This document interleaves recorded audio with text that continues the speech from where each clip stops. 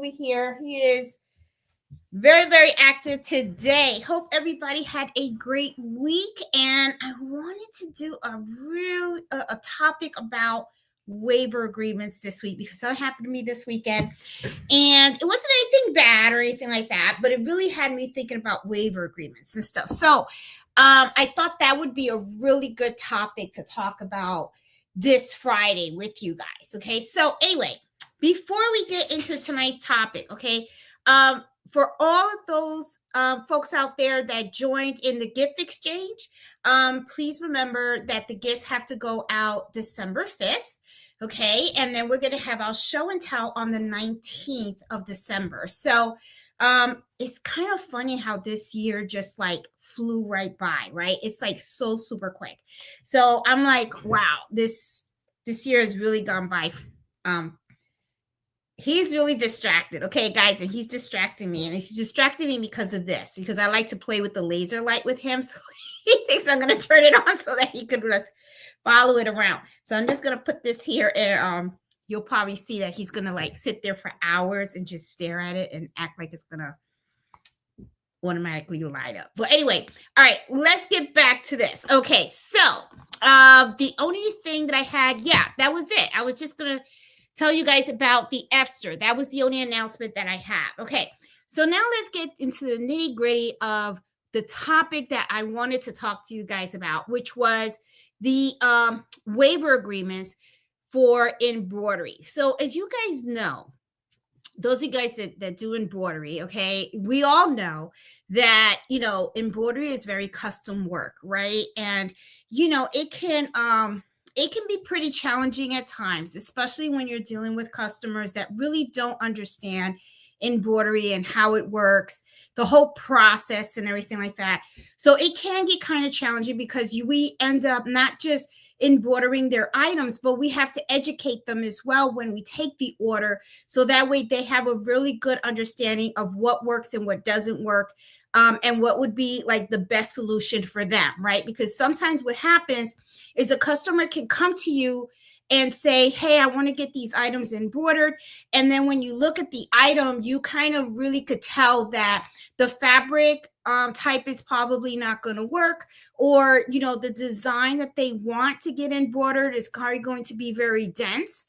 And it probably won't work with a very, that particular shirt that they want to embroider. Like, for an example, I do have a customer that I'm going to be meeting with on Monday. They bought a polo shirt, right? And on the polo shirt, they want to have a name embroidered on the polo shirt, but the shirt is a dry fit, and I'm very familiar with that material because I've embroidered on it several times. It's very thin. A lot of people love it because it's very comfortable to wear, especially golfers. Golfers love to wear that. So they bought this shirt. They want to give it to she wants to give it to someone that she knows for the holidays, and she wants to have the name embroidered. However, one of the things that I told her was, we're going to have to look at the material a little closely because I have embroidered on those shirts in the past, never had a problem embroidering on them. However, though, the color of that shirt does matter. And the reason is because the material of that shirt is very, very thin. So in order for you to embroider correctly on that type of material, you need to put more than one sheet of stabilizer. So if you have a thin shirt and you can put your hand in it and you see your hand right through, you can see that it's very see-through. So the embroidery will look nice, but at the same time, when they're wearing the shirt, they're going to see the paper of the stabilizer underneath. And when it comes to clothing, you want to use cutaway stabilizer. So I had to explain all that to her, which she was like, okay. And then she did say that there was some personalization that was already done on the shirt. When I asked her if it was embroidery, she said no, it looked like it was ironed on, which of course it kind of went along with what I said. Iron on is probably the best solution for those types of shirts. However, embroidery probably isn't. So, a lot of times you have to talk to your customers. You have to educate them because sometimes they want stuff, but they don't know. They don't know if embroidery is really going to be the right fit. Like I said, there's a lot of times where people have this saying, they say, if I can hoop it, I can embroider it. You, that's a yes and that's a no. Sometimes you can probably hoop anything, but should it be embroidered is really more of the question that should be asked.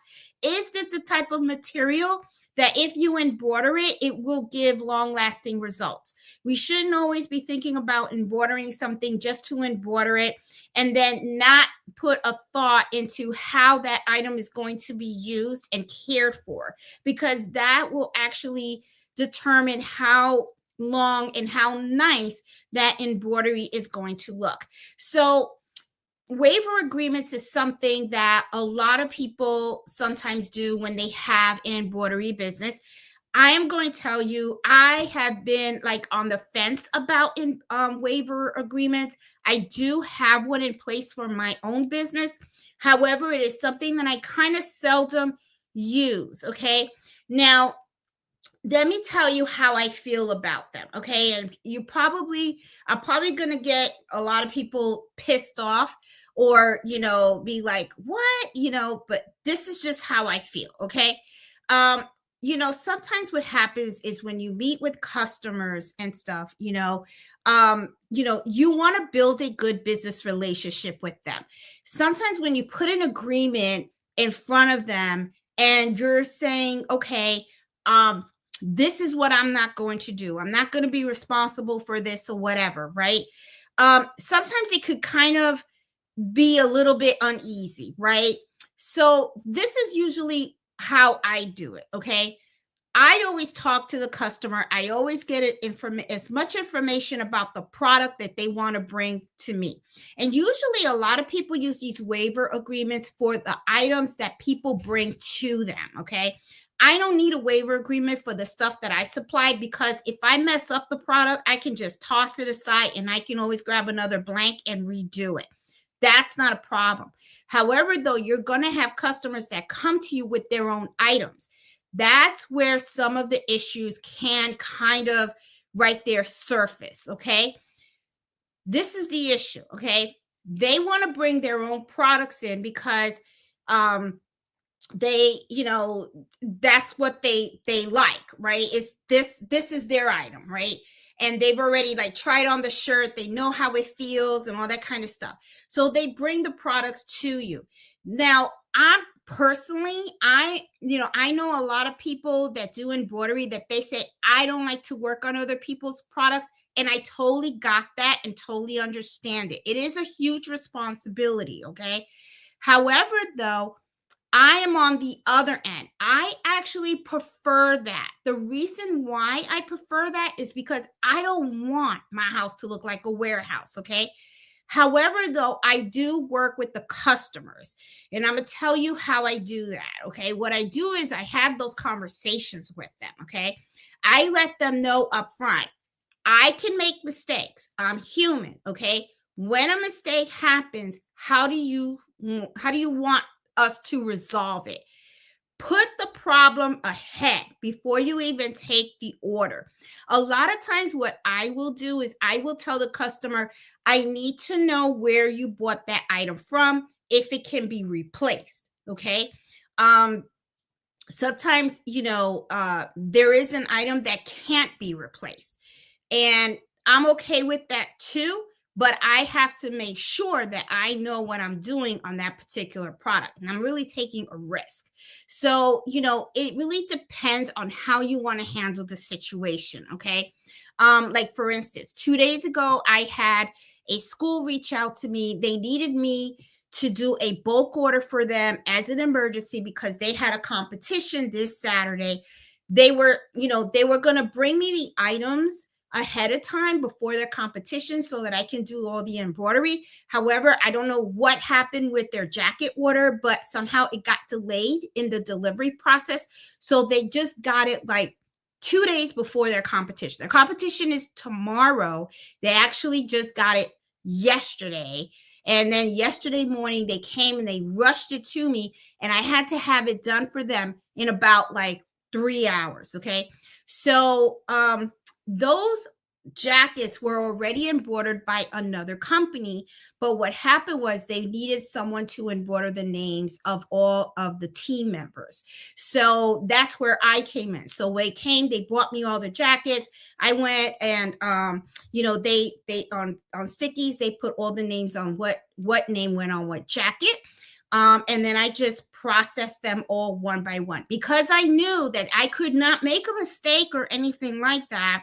I made sure that everyone in my house was aware that I had to work on this important order. I could not be interrupted or anything. I had my door closed and it was just me, my machine, and those jackets.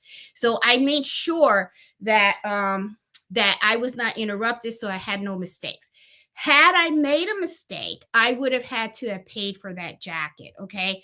And I was okay with that, but the customer was aware of it also. So they were okay with that as well, because we already had the conversation. Okay. Now I did have my Peggy stitch eraser and my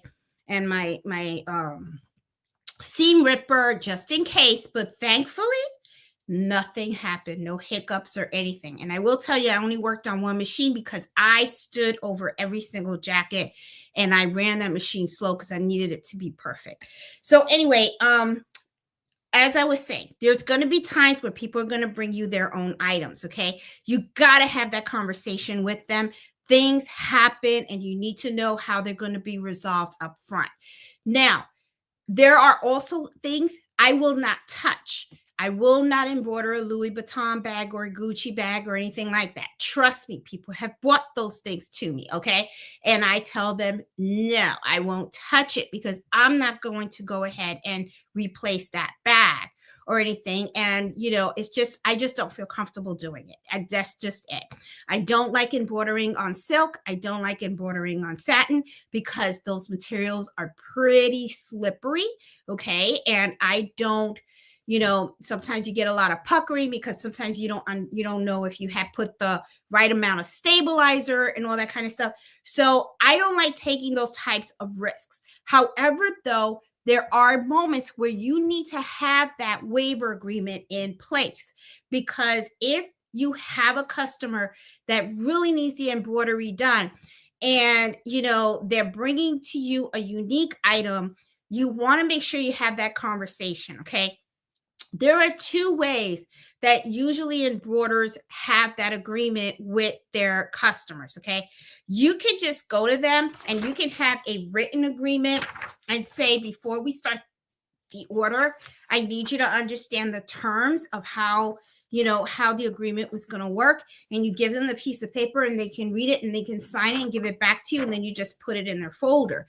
However, though, I do it kind of differently. I actually put a lot of the agreement in my actual invoice, in the invoice itself. In the invoice itself, I do let the customer know that, I will, I don't take responsibility on customer owned items.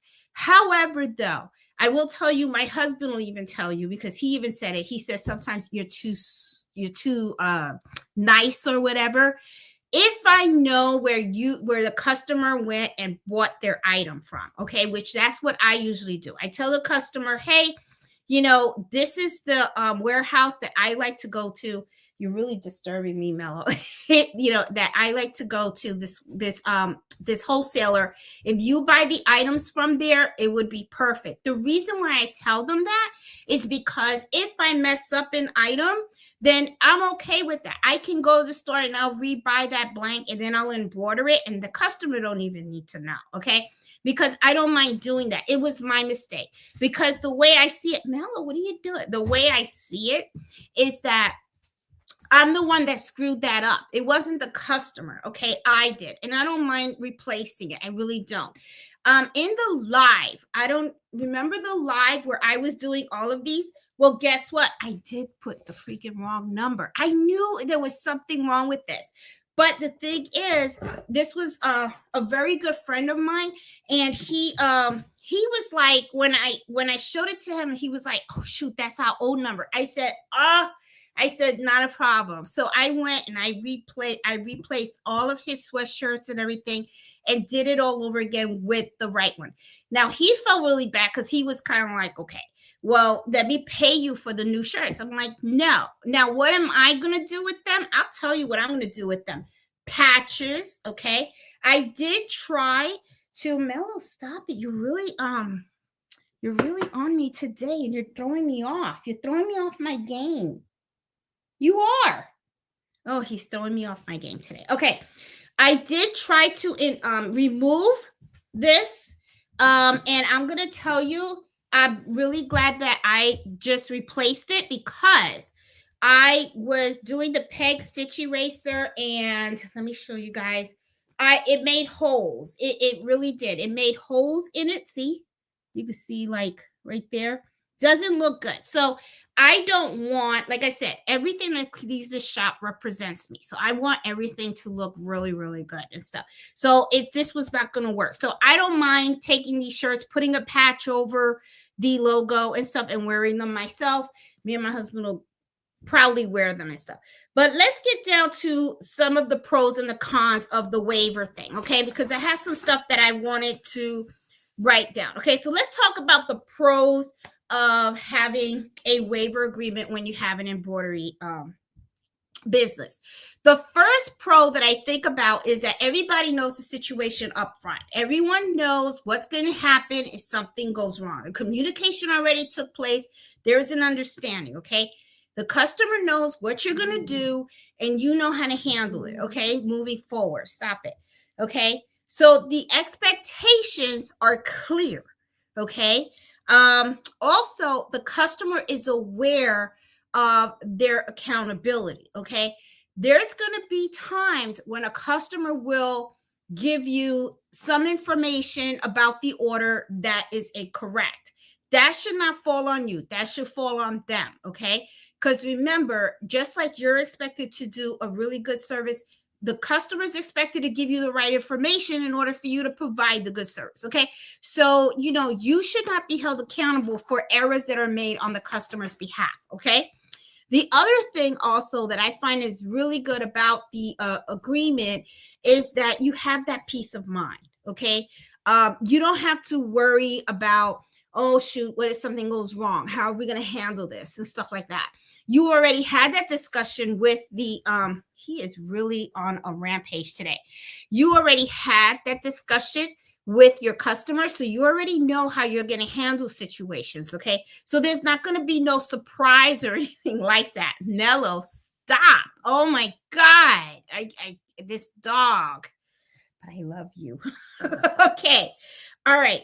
The other thing also is one of the things about having a waiver agreement is that it does show that you are on the professional level, okay? You really, you have to have your ducks in a row. All right, I'm gonna have to ask you to leave the room because you are really, I'm sorry, guys. He's throwing me off my game today. That look. Are you rolling your eyes at me? Oh my goodness. All right, so you want to look professional and stuff. So, having that waiver agreement is a must, okay? The other thing also is it prevents disputes in the future, okay? Nothing is really, it can really get mellow. All right, stop. This is really has gotten, what is wrong with you today? Stop it. All right, sorry, guys. He is terrible. Oh, my God. He wants some loving. I tell you what, I wish my son wanted some loving. I tell you, when he was little, he loved me. Now that he grew up, he don't care about me. Oh, my goodness. Mellow, stop. Okay, be good. All right. So, anyway. All right. So, you want to prevent future disputes. And that's exactly what the waiver does because everyone knows what's going to happen, how you're going to handle it, and all that kind of stuff. Also, it gives you some type of protection, okay, for high risk orders. All right. So now, but let me tell you something about the cons of a waiver. All right. And this is how I kind of sometimes feel about it. sometimes this is how I look at it, okay? If I was, I was thinking about this today, okay? And this is how I was feeling about it. And I don't know, I could be wrong or whatever, but I I really feel that sometimes having a waiver um agreement, okay, having a paper for them to come in and sign, which I don't do that for my customers, okay, because I prefer to have the conversation, okay, and I do put it in my invoice, okay, the terms that we've agreed upon, I put that on my invoice. But the thing is that I feel like if you go, if a customer comes to you and they say, hey, I have all these shirts, okay, and I want to get them embroidered with the logo and all that kind of stuff, and then you look at them and then you go, okay, I can do that. But if I mess up one of the shirts, I can't do anything about it. It's on you. It's like, I don't know how I would feel about that. You know what I'm saying? Because this is how I kind of look at it. I look at it as you're the embroiderer, right? So you should know your job. You should know how to do the embroidery. You should know your machines and all that kind of stuff and everything. You know what you're capable of doing, what you're not capable of doing. I really honestly feel, and this is how I work. If I know that I can't work on that order, I just flat out won't take it. Okay. I don't feel that it's right, in my opinion, for a customer to be at a loss when I'm the one that took their item, which was in perfect condition, put it under the needle, and I screwed it up. I feel that I have a responsibility of making that customer whole. I really do. And that's usually how I work. It's very similar to like my friend's shirts, okay? He came to me with all these shirts and everything. I'm the one that screwed it up, okay? I mean, I should have double checked the phone number. I kind something told me about it, but I was just like, no, it's got to be right because I looked at his old shirt. But I've called him so many times. But of course, in today's world, you just click on Juan. You don't click, oh, Juan, all these numbers, right? So anyway, so I just feel that you have a responsibility to your customer. So you should make them whole. That's just how I feel. Okay. And the thing is also is your reputation could be on the line. All right. If a customer came to me and then, and I screwed up the order, then I just say, oh, well, sorry about that, but crap happens. I mean, I don't think that's right, because I'm going to be honest, that customer, what they're going to do is they're going to turn around. They're going to say, well, who did you get your embroidery done? They're going to say, well, she does good work, but this is a thing. It's all risky and this and that. And I don't know if you want to do that. You know what I'm saying? So, it's just, I don't know. I feel like it could bite you. It really can bite you.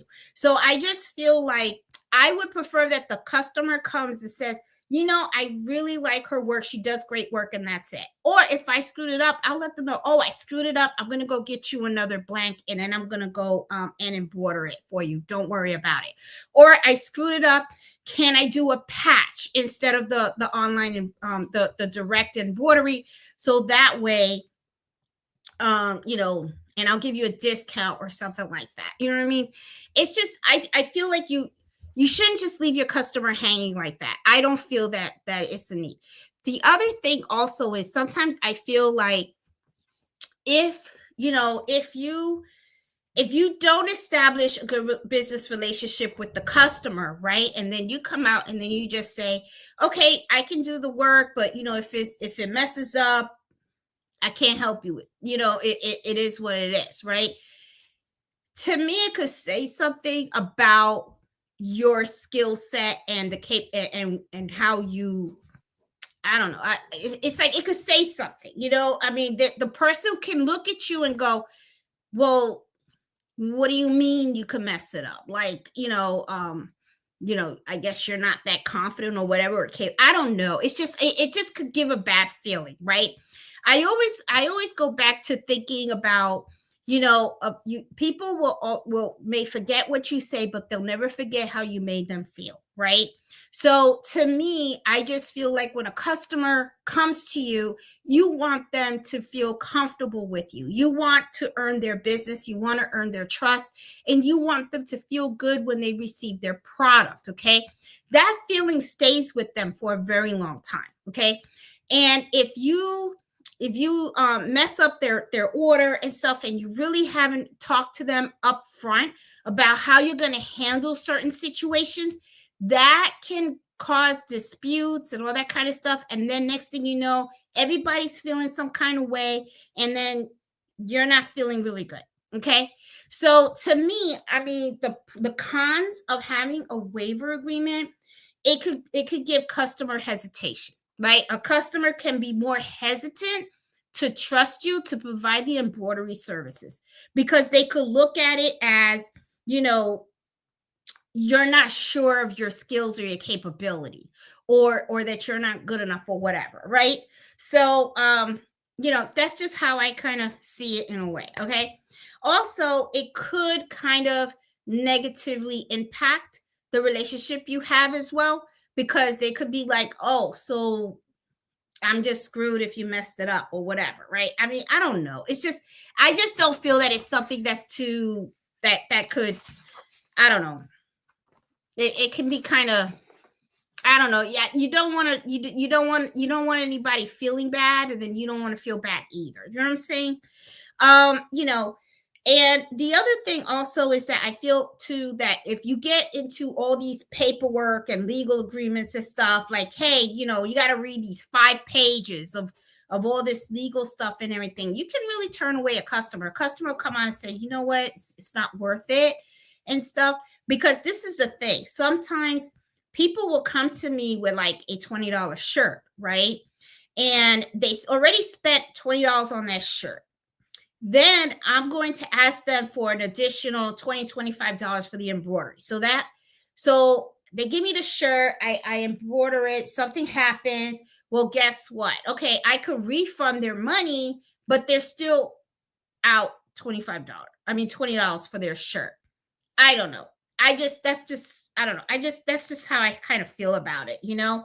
The other thing also is, you know, you kind of have to think about when's the best time to use it and when's not. I just kind of put the wording on my invoice. But for me, what works the best is really the conversation with the customer, letting them know upfront what, I always look at the material. I can tell, because I have done this for a very long time, and I know where my skill sets are. I know what I like to do, what I don't like to do. I know what's risky, what's not. And I always have that conversation with the customer. And I really feel that is just so, so important. And you are driving crazy tonight. I don't know what is going on. I need to get another dog. I really do. So that he has someone to mess with, because he's a mess today. So, to me, it's very simply put. The pro could be that it can turn off a lot of customers, right? Because they'll be like, oh, I could bring you something, then, it's all like messed up or whatever. And then the con can be that, you are protected in a way, right? Because you already have established how things are going to work, and if things didn't work in their favor, it's kind of like, yeah. Now, I will tell you this: I do not work on items that are not replaceable. I don't touch it. I won't touch it. That's it. Because that's really the first question that I ask my customers. And I always say, if something happens with this, can this be replaced? Okay. And if it is, how much did that blank cost? Okay. That way, and I let them know up front. I said, I have no problem replacing the item for you if I do, if I screw it up. Okay. Because this is just me. You're going to have to leave, Mello. This is just me. Go. You're going to have to leave. Sorry. All right, this is just me. He ain't going nowhere. Look at that. He's like right there. Oh my God, this dog is a trip. Anybody want a doodle out there? Anybody want a doodle? I'm going to give you away, Mello. All right, so now I forgot what I was saying because oh, Jesus Christ, you are really bad. Okay. Yes. Yes. What is it with you? What did you eat in your food? That's what I want to know. Daddy put something in your food. What? What? What? All right. Sorry, guys. Oh, okay. So, oh, God. So, I don't know. Now I lost my train of thought. Oh, my God. I had everything outlined and everything to have the discussion until this one walked in. Then it's like everything's out of my brain. Anyway, so I don't know how many of you guys have used a waiver agreement. I've heard, like I said, good or bad things about it. Sometimes, I have one, okay, drafted. I have to be honest, I have never really used it with any of my customers because I've always have just the discussion with them one-on-one, and I put the statements in my invoice and they all seem to be okay with that. And I have to be honest, a lot of times it's really because I will replace the items. I messed it up. It was in my machine. I'm the one that was handling it. I'm the one that hooped it. If I walked away and it got messed up, I'm the one that messed it up. I'm the one that's going to replace it and try to make the customer whole in the process. Could you put a sample in a community? This is the other thing, Miss Joyce. This is the thing. Let AI write your agreement for you. Okay. That's how I did it.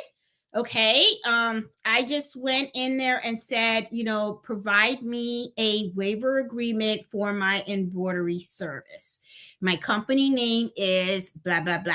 And then AI just went ahead and just did a whole waiver, and then you can just modify it, take it out, whatever, and just however you want. Okay.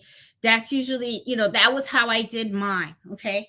I will tell you, when you are running a business, there is a lot of stuff that is involved. Okay. You have to get your LLC. You got to make sure you register your business so that you can pay your taxes and all that kind of stuff. I've already had to hire, an accountant, okay, to do my QuickBooks for me, because QuickBooks to me can be kind of confusing and stuff, and I screw up sometimes, right? I even had to have lawyers already look at some of my agreements and stuff that I've had with certain companies and everything, because I do have contracts with companies that I do the embroidery for them. It is a lot of stuff. It really is. You got to make sure that, every month I submit my taxes, so my sales tax and all that kind of stuff. It's a lot of paperwork. It's a lot of administration. And I'm going to be honest, that's why, like, to me, the waiver agreement, that's just more paperwork and stuff like that. You got to be careful with the copyright too. Yes, there are different rules for different states. And that's the other thing too. That's why it's really important. You got to do your homework and all that kind of stuff. I tell people, make sure that you go to like a class or join a support group with other entrepreneurs, and you guys can share information and stuff like that. And a lot of people, oh my God, he wants his back rubbed. There is like so many things that, you have to do. And I'm going to be honest with you, I love embroidery. I hate the admin part of it. I really, really do. I take Fridays as the time for me to go through QuickBooks and put in my receipts and all that kind of stuff and everything, my mileage and everything. It's just, it's like, it's a pain. Okay. It really is. I hate doing the paperwork, but it's part of it. It's part of it, and then tax time, you have no idea. Fred hates it because I have to, separate. I have to separate, the stuff, and then we got to pay out taxes on the business and then pay out taxes on the personal side. There's just so much. It really, really is. And to me, a waiver agreement is just another issue that you have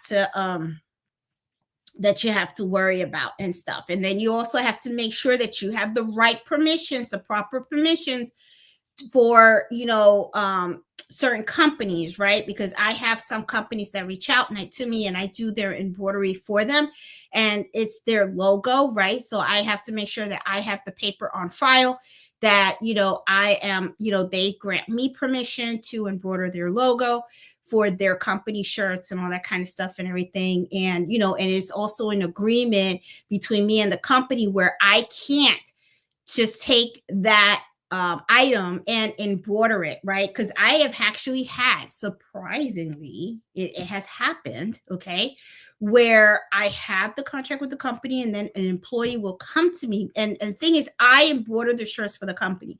Then the company, what they do is they sell or the shirts, I don't know if they sell them or they give them, I don't know, but to the employees. I've actually had employees go out, buy their shirts, and then come to me and say, can you put the logo on the shirt for me? And I'm like, no, I can't do that because the contract that I have with the company is I am limited to how I can embroider that logo, right? It has to be on their shirts.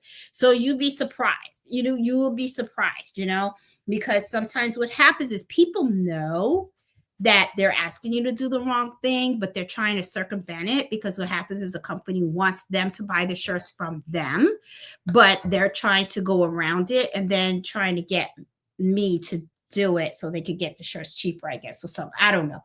But I just don't, I don't mess around with that stuff. So it's like, I always say, hey, I always believe in, walking that straight line. If you're going to ask me to curve, you're asking the wrong chick because I ain't doing it. Okay. Same thing. I don't like doing the copyright stuff, nothing like that. So stop it, Mello. Don't do that. So here, sorry.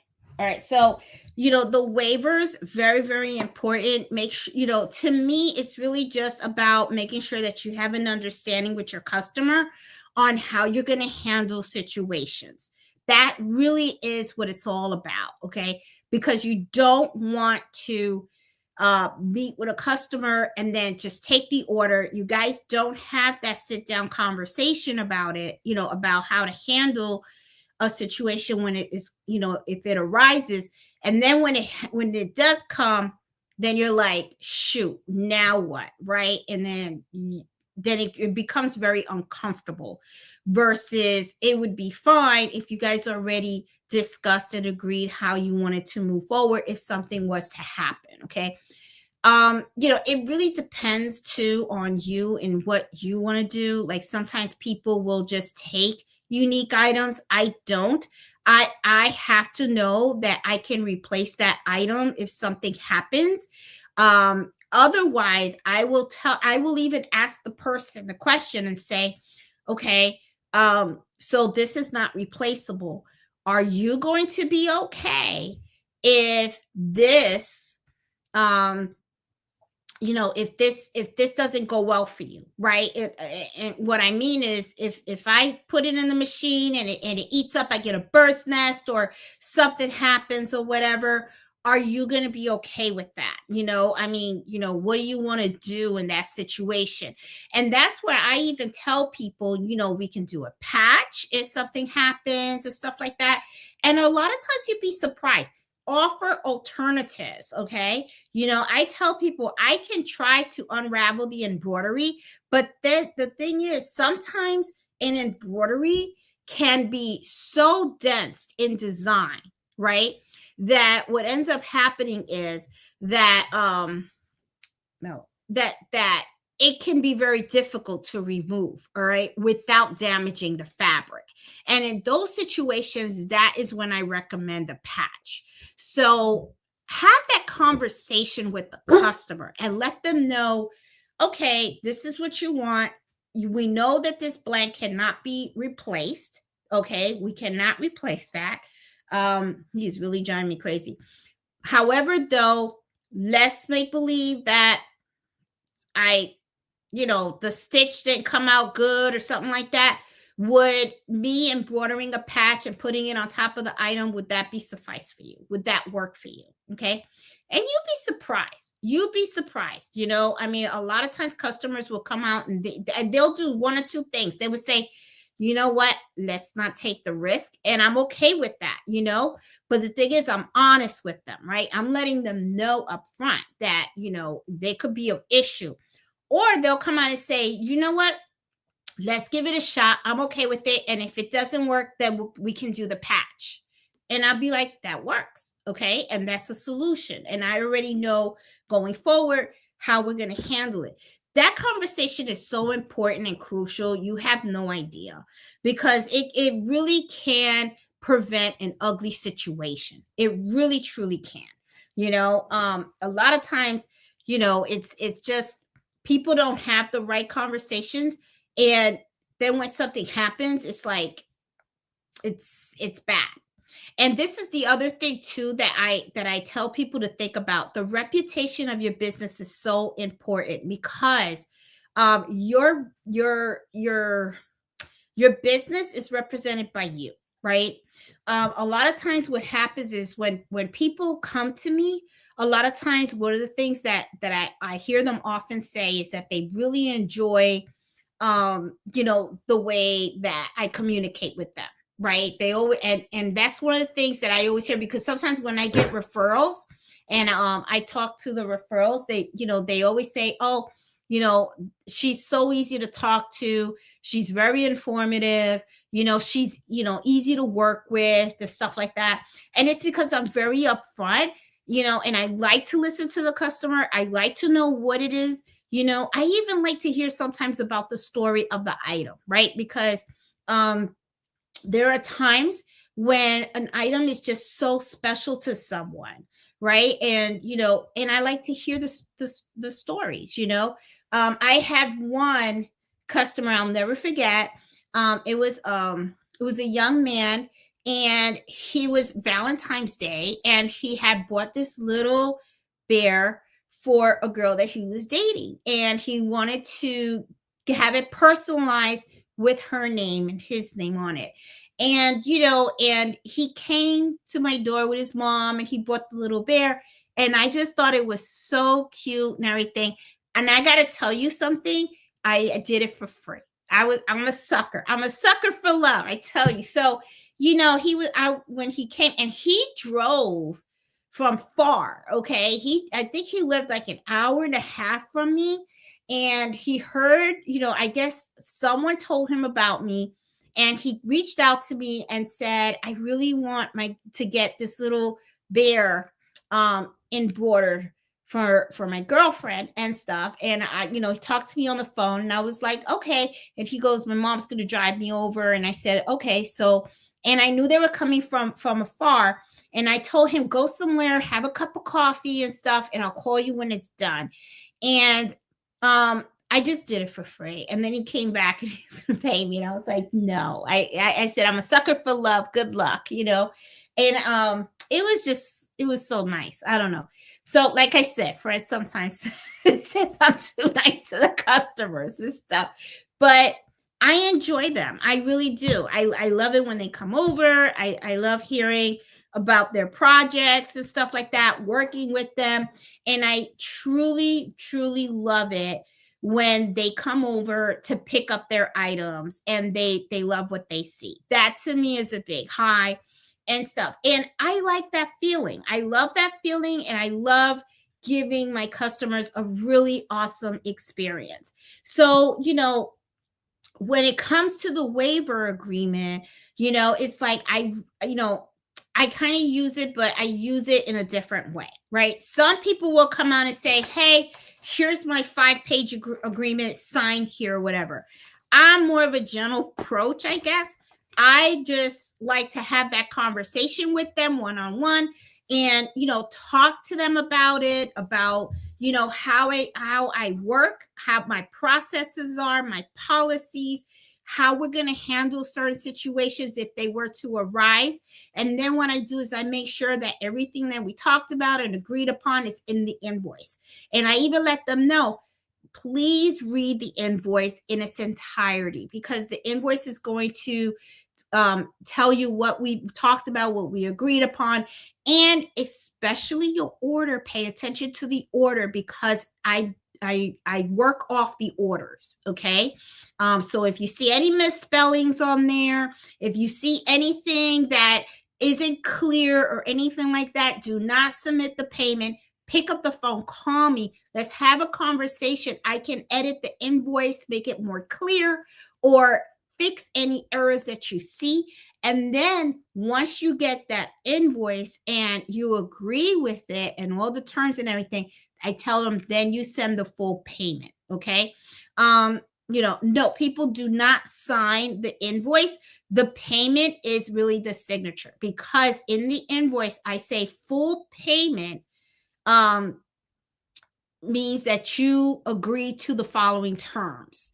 By submitting payment, you agree to the following terms. And then that's where I list everything down. Okay. Now I will tell you this too. There have been times when I have turned away customers because sometimes they could be rude. Okay. And you could kind of feel people out, okay, and you kind of know when they're trouble, and I just flat out refuse the service. Okay. Especially when they're bringing their own items, because I could tell right off the bat they're going to be a problem. All right. And I don't want the problem. And that's one of the things that I like about owning my own business, is I get to dictate what orders I work on, which orders I feel comfortable with, and which ones I don't. Okay.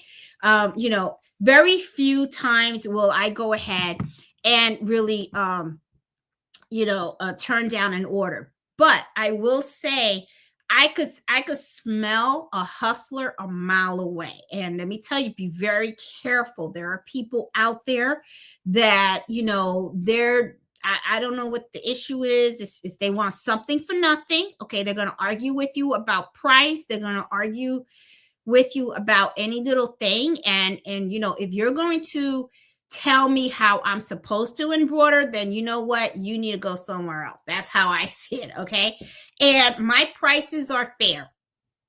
I am not the type that I am going to overcharge a tremendous amount, but I'm going to be honest with you, I ain't undercharging either, because I'm not embroidering for free. These machines didn't pay, well, they do pay for themselves. They're already all paid off, they do pretty well. But the thing is, I don't work for free. I really don't. Okay. So I am a true believer of making sure that I provide customers a fair price. Okay. And I make sure that I have those conversations with them. I make sure that they're aware that, this is how much it costs and this is why. Okay. And I have an hourly rate. Okay. I've heard people come out and say, oh, I charge $1 per thousand. I don't do any of that. Okay. I don't care how many stitches are in there. I charge by time and materials. That's how I price my items. Okay. I have a set rate for me per hour. And, depending how long that item is going to be under that needle and how much material I have to use, that's how I'm going to determine my price. Okay. Along, with some other stuff, depending on the quantity as well. And if there's digitizing involved and all that kind of stuff. A lot of times people don't realize, there's a lot involved in this stuff, but, I will not take an order if I'm not comfortable. Okay. And, I find too that at times a lot of people, what they do is they'll take any order, and then sometimes they won't price their items right. So they're basically working for free, and they'll take any order and then they screw it up because they didn't have the right skill set. They didn't practice enough and stuff. And then next thing you know, they didn't have the conversation with the customer about what they're going to do if something goes wrong. And then next thing you know, their business is like going straight downhill, because customers talk. Okay. They're going to talk about you. They're going to talk to you about you to other people. I get a lot of referrals, especially where I live. I get a lot of referrals. The lady that called me today about the shirt, that was a referral from another lady that I do several of her embroidery projects in the neighborhood. So, it's really, you got to protect your reputation. And, I always feel that the best way to run an embroidery business is to build those strong business relationships with your customers. You have no idea how many repeat customers I get all the time. I mean, it's like I will I will have a customer, and the next thing you know, it's like I see them all the time. Any little thing that they have, they need embroidered, they come. And I don't mind spending the extra time with them and talking with them and learning about what it is they're trying to do, why they're trying to do it, why it means so much to them. And I kind of like doing that. I am a people person. But some people aren't like that too. Not everyone is like me. So, if in that case, I always tell people, then I'm not saying that embroidery is not for you. I'm not saying that. What I'm saying is that it could be that, maybe you don't want to do local orders. Maybe you should have more of an online how do you say preference? No, presence, an online presence, which a lot of people run successful embroidery businesses just online. But the only difference is that they're selling products that they make themselves, right? Like they'll get sweatshirts and t-shirts or baby blankets and stuff like that they design, and they go ahead and they sell them. Those are easy because and I don't even think you would really require a waiver agreement in those situations, because it's not really, it's custom, but to a certain extent. What it is you're providing the blank, right? So if you mess up a blank, you just throw it away and you get another blank, and then you go ahead and the customer is going to end up with their end product. The waiver agreement is really important when you're doing custom embroidery. That is really where the discussion really has to be had between you and the custom. And what I mean by custom embroidery, I'm talking about real, true custom embroidery. It means you're embroidering their logo, you're embroidering on their items. Okay, that's what I'm talking about. Not stuff online where you just you have a set up a shop, and now you're just selling items blanks that you buy, you embroider, and you customize it with their names and stuff like that, and then you just ship them out. That's different, okay? Because you really have very minimal communication with the customer. All they did was they saw your product online, then they hit the button, and then they just buy it, right? And then all you got to do is make it and ship it. However, though, when you're running a custom embroidery business where you're working with other small business owners and you're doing personalization with things that people provide you, that's at a different level. And that to me is really when you might want to think about, okay, what type of policies and procedures and agreements do you want to have in place when you're working on orders like that? Okay. Like I said, I have an agreement, but I don't really pull it out, and give it to people. I usually put the terms in my invoice, and people are okay with that. But I have the conversations with them, and I tell them, especially when I first meet them, okay, I always tell them, hey, I want them to get to know me. I want them to know what I do, how I do it, what are my procedures, even regarding payment, stuff like that, and everything. Like the school, when they reached out to me and they brought me all those jackets, they already knew up front, okay, because I knew what they wanted. I said, okay, well, this is how much I would charge for this. And it ended up being a rush order, but I already knew they were coming, but I just didn't know when, and I didn't know I was going to have like 2 hours to do it, but that's okay. It was all right. I mean, I didn't have any orders at that time, and they were understanding. They said they understood if I couldn't do it, but I was able to accommodate them. So it was all good and stuff. But they knew up front how I worked. And a lot of times, when I work with other business owners and I talk to them and I tell them up front, this is my policies, this is how I work. I do full payment up front. Okay. And there's a reason why I do that. Okay. I seen people get hustled. Okay. Where they give you 50% and then you go and you do the order, and then they come back. They say, well, I thought that was the whole thing. I don't want there's no misunderstandings. And that is one reason too, why a lot of people have these agreements in place. It's because you want everything clear. Okay. So you don't want any type of misunderstandings between you and them. No one has a misperception of what was discussed and how it was going to go down. Okay. So I always have my conversations and I always tell them, even when they get the invoice, okay, I tell them up front, read the invoice in entirety. Don't send the payment until you know for a fact that that invoice is accurate and you are in agreement with it. Then you can send me the payment. If you have any questions, you make sure you pick up that phone, you call me, because we need to talk about it so that way I can either edit it or we're going to probably decide that this is not going to work out. And they're fine with that. You'd be surprised. A lot of people prefer for you to be upfront, okay, and talk to them about this stuff.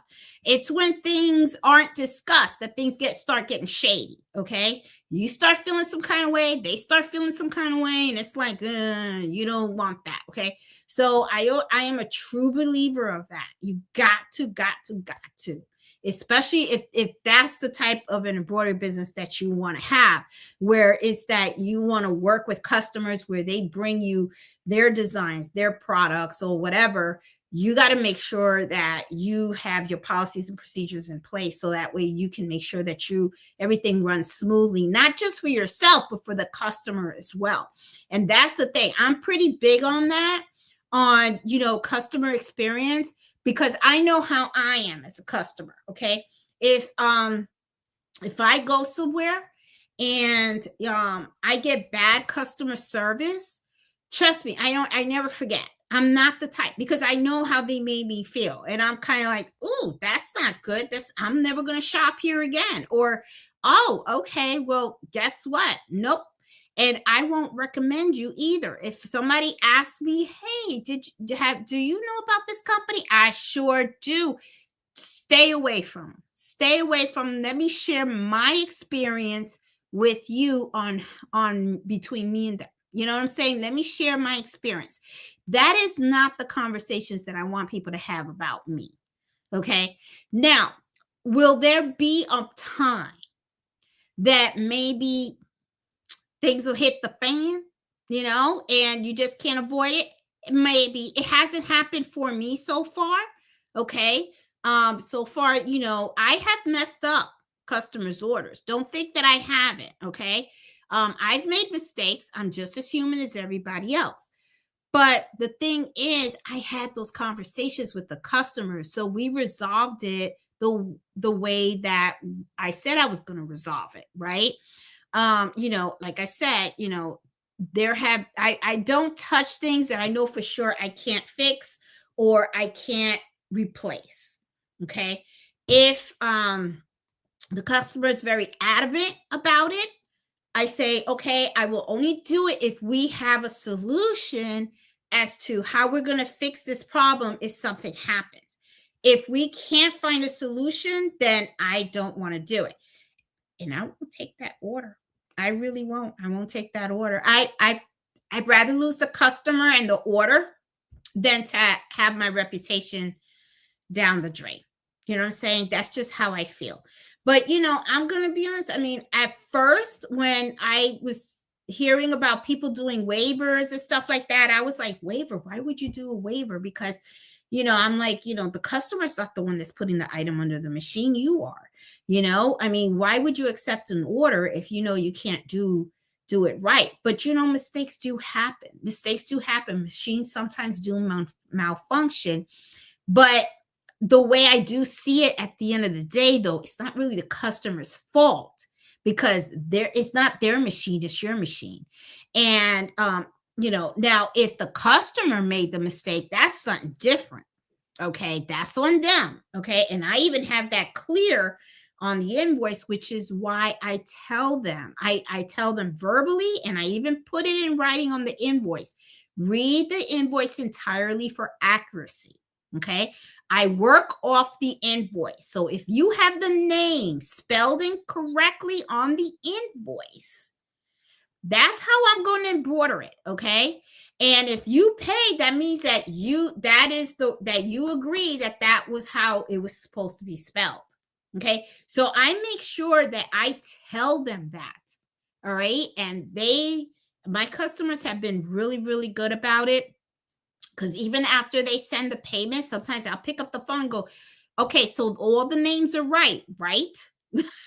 Okay, they're all correct. They're spelled correct. You didn't see no spelling errors or anything like that? No, ma'am, they're fine. Okay, fine. Thank you for the payment. I'm going to start working on it right now. I'll email you or text you when they're ready for pickup. And that's how I roll. That's how I roll. The customers like that too, because they know.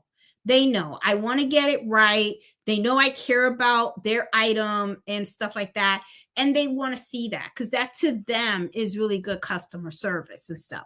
What really sucks is that I send them an invoice and they just pay it and they come back and then they look at it and it's not what they expected. That would really suck.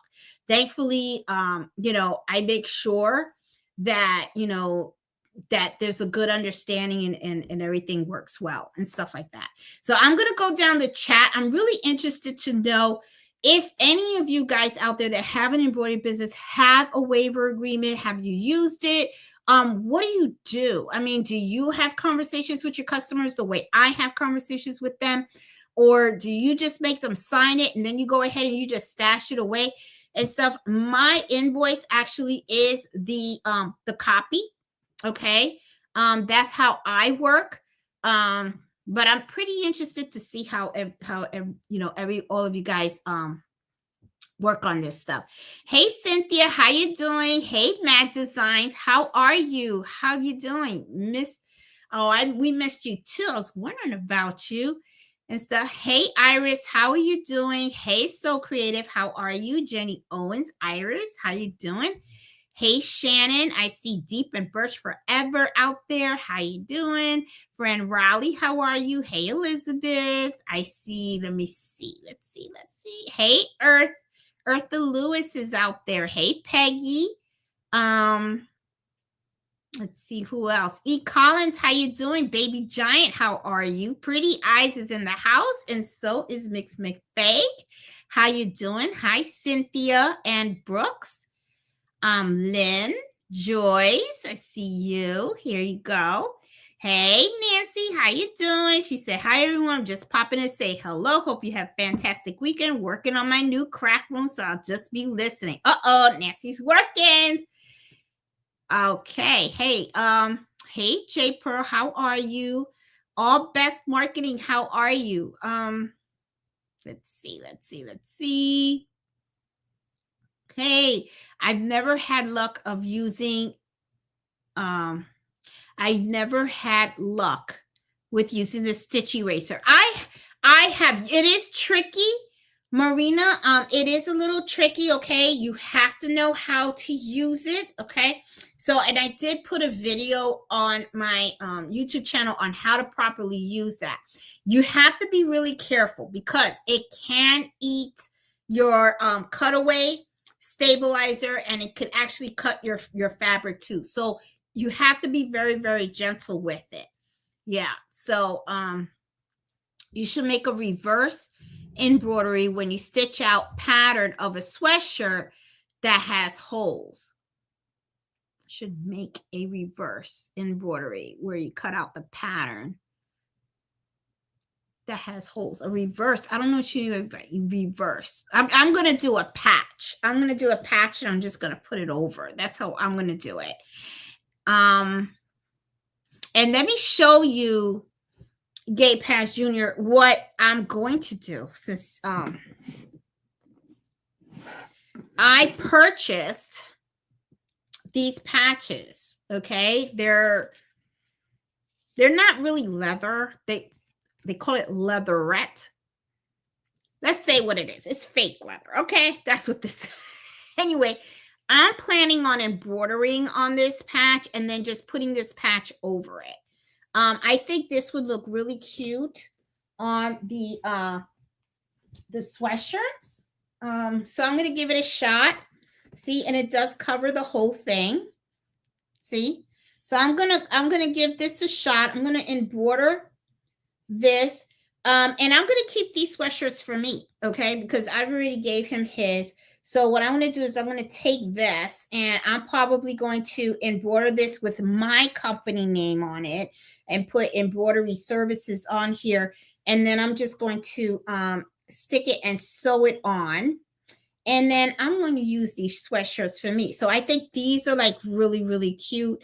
And that's what I'm going to be doing. Yeah. And even though it has these little holes and stuff like that in there, I'm just going to, before I put the patch on it, I am going to sew it so I could sew the holes, because I got a feeling that as you wash it, the holes might start to fray and all that kind of stuff. So that's what I'm thinking of doing and stuff. So I'm thinking that's how I'm going to handle that, and we'll see how it goes.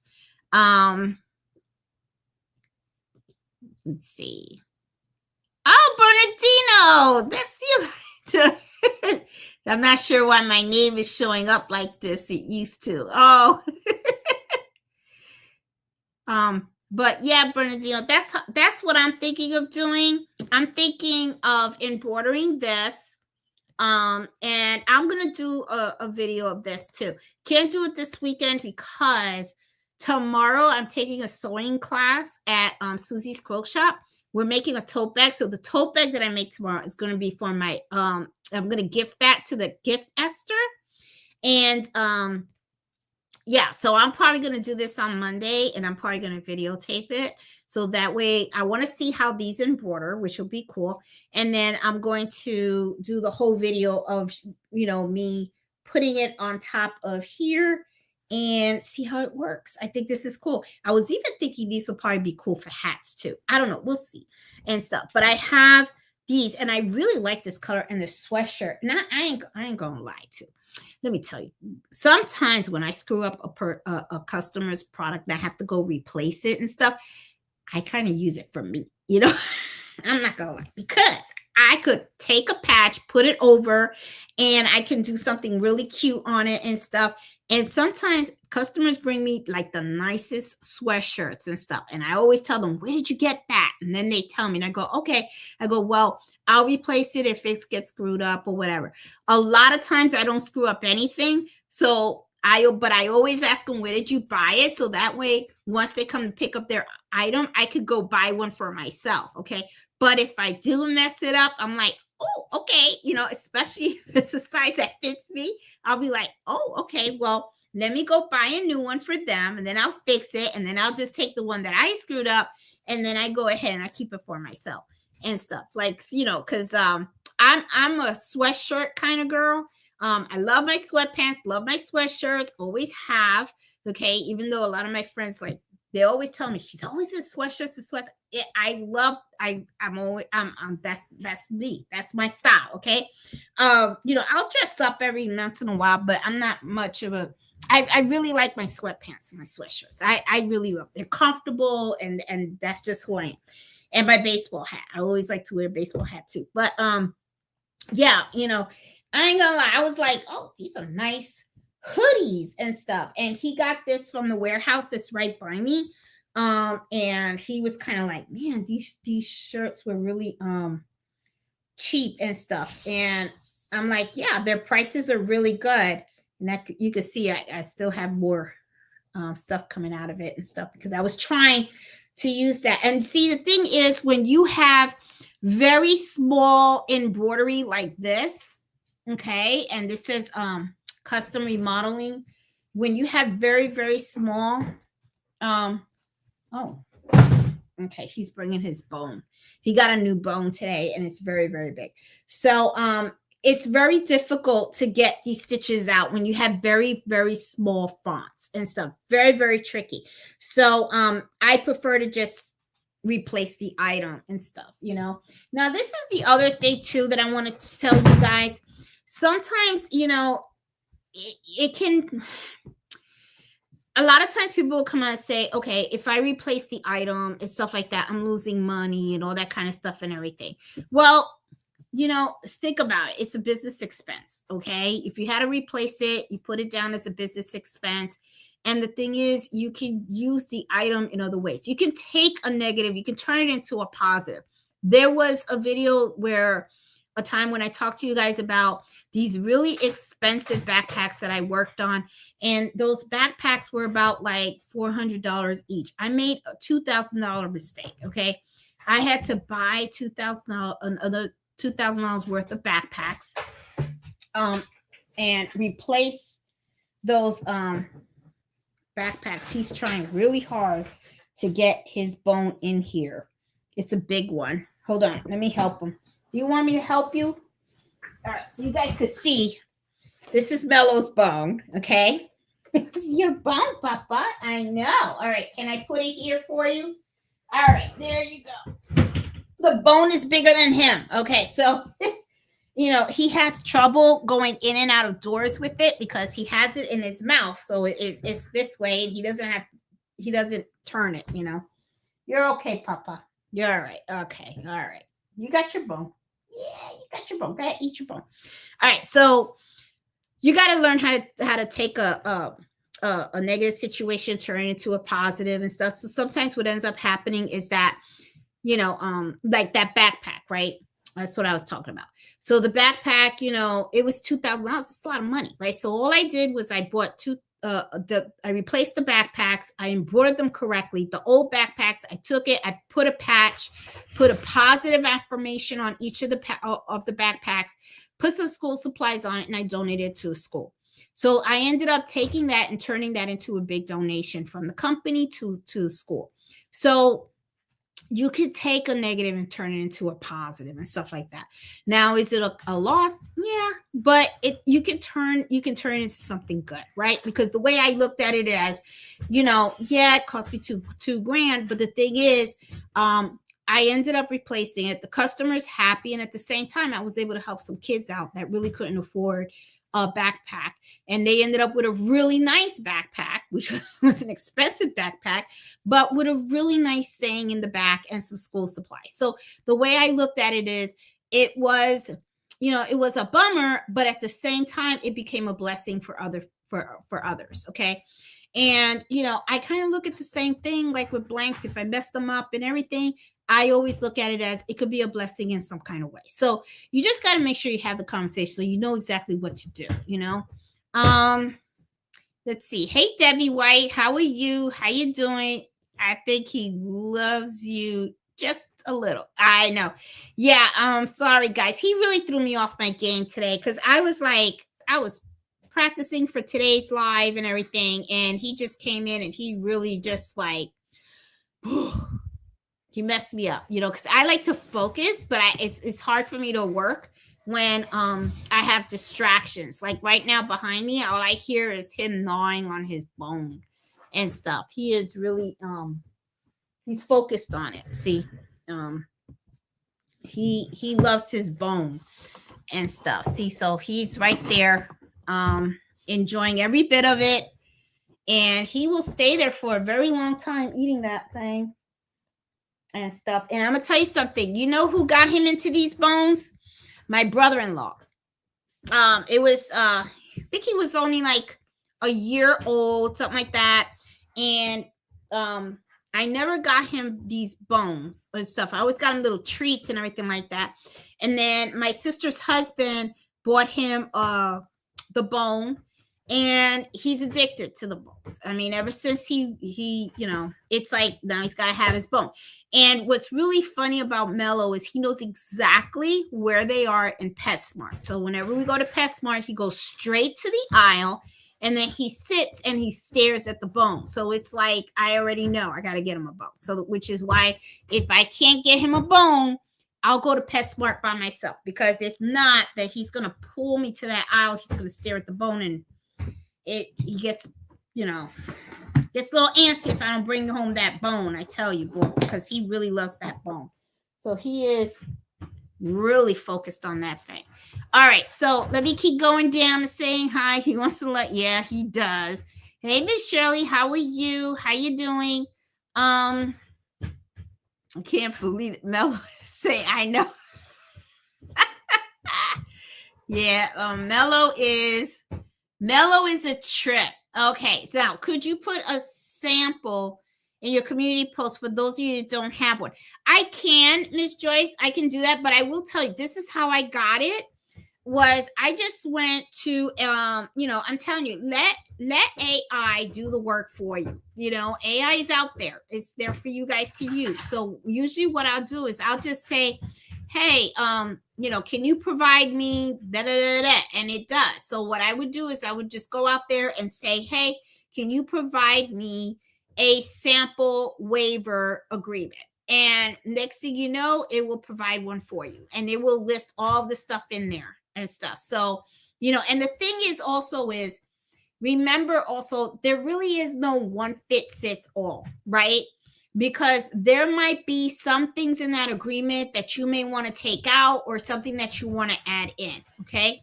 So, always look at a sample, but the thing is, kind of make modifications that's going to fit your needs and your customers' needs. Okay.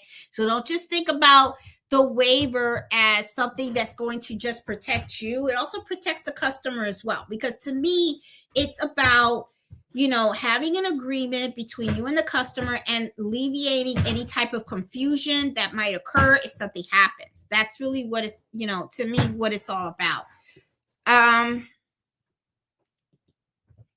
I was just about to ask about this, Lori. Oh, there are different rules in different states for it. Yes, there is.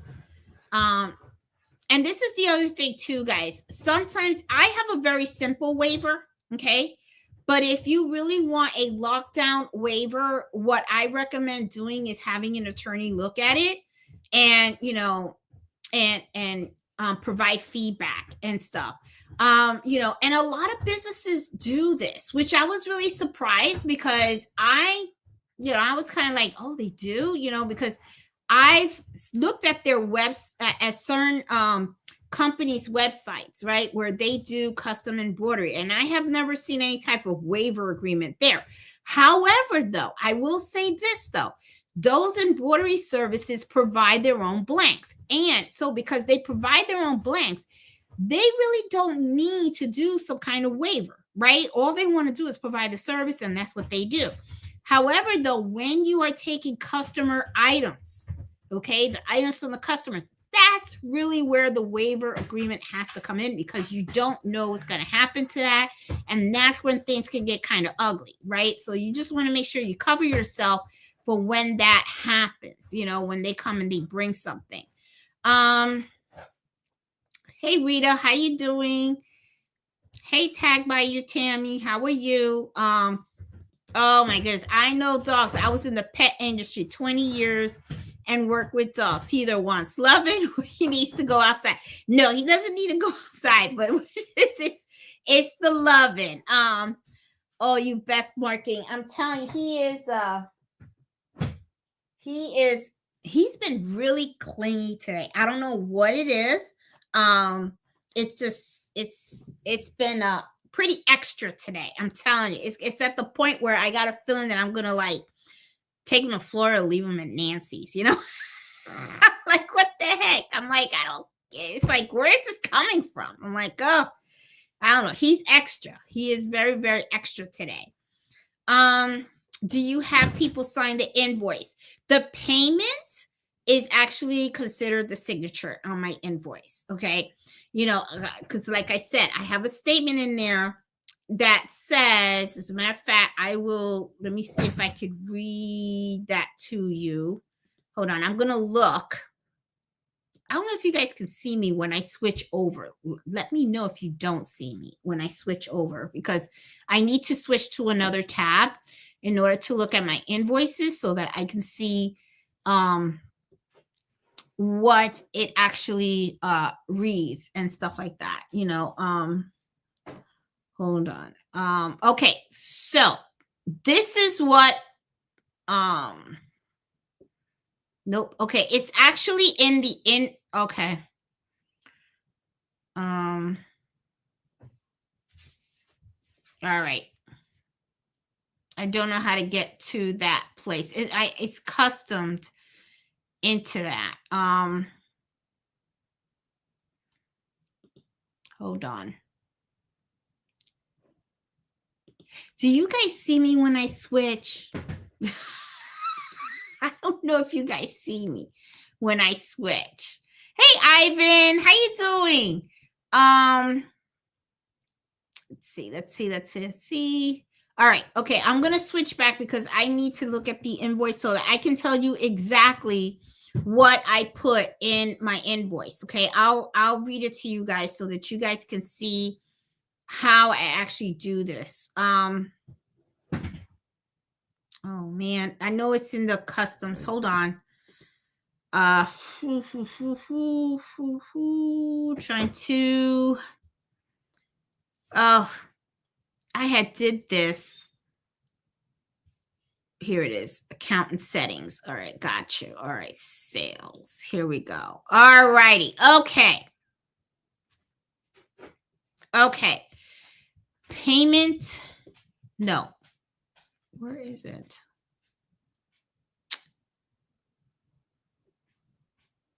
Hold on.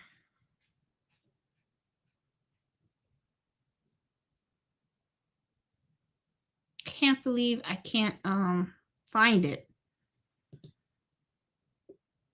Okay, here it goes. All right, guys. Let me read this to you, okay? And before I start reading, see you. Okay, awesome. Okay, now I'm gonna read this to you guys, okay, so that you guys know exactly what it is that's on my invoice, okay? Thank you for using Unique Designs for You, LLC, for your embroidery needs. By submitting payment for this order, you acknowledge and agree to the following terms, okay? So the payment, once they submit the payment, that means that they agree, all right? 1, embroidery is a manual mechanical process and may result in minor variations in placement, size, and color. 2, if the customer provides their own items, I expect that they are stitched.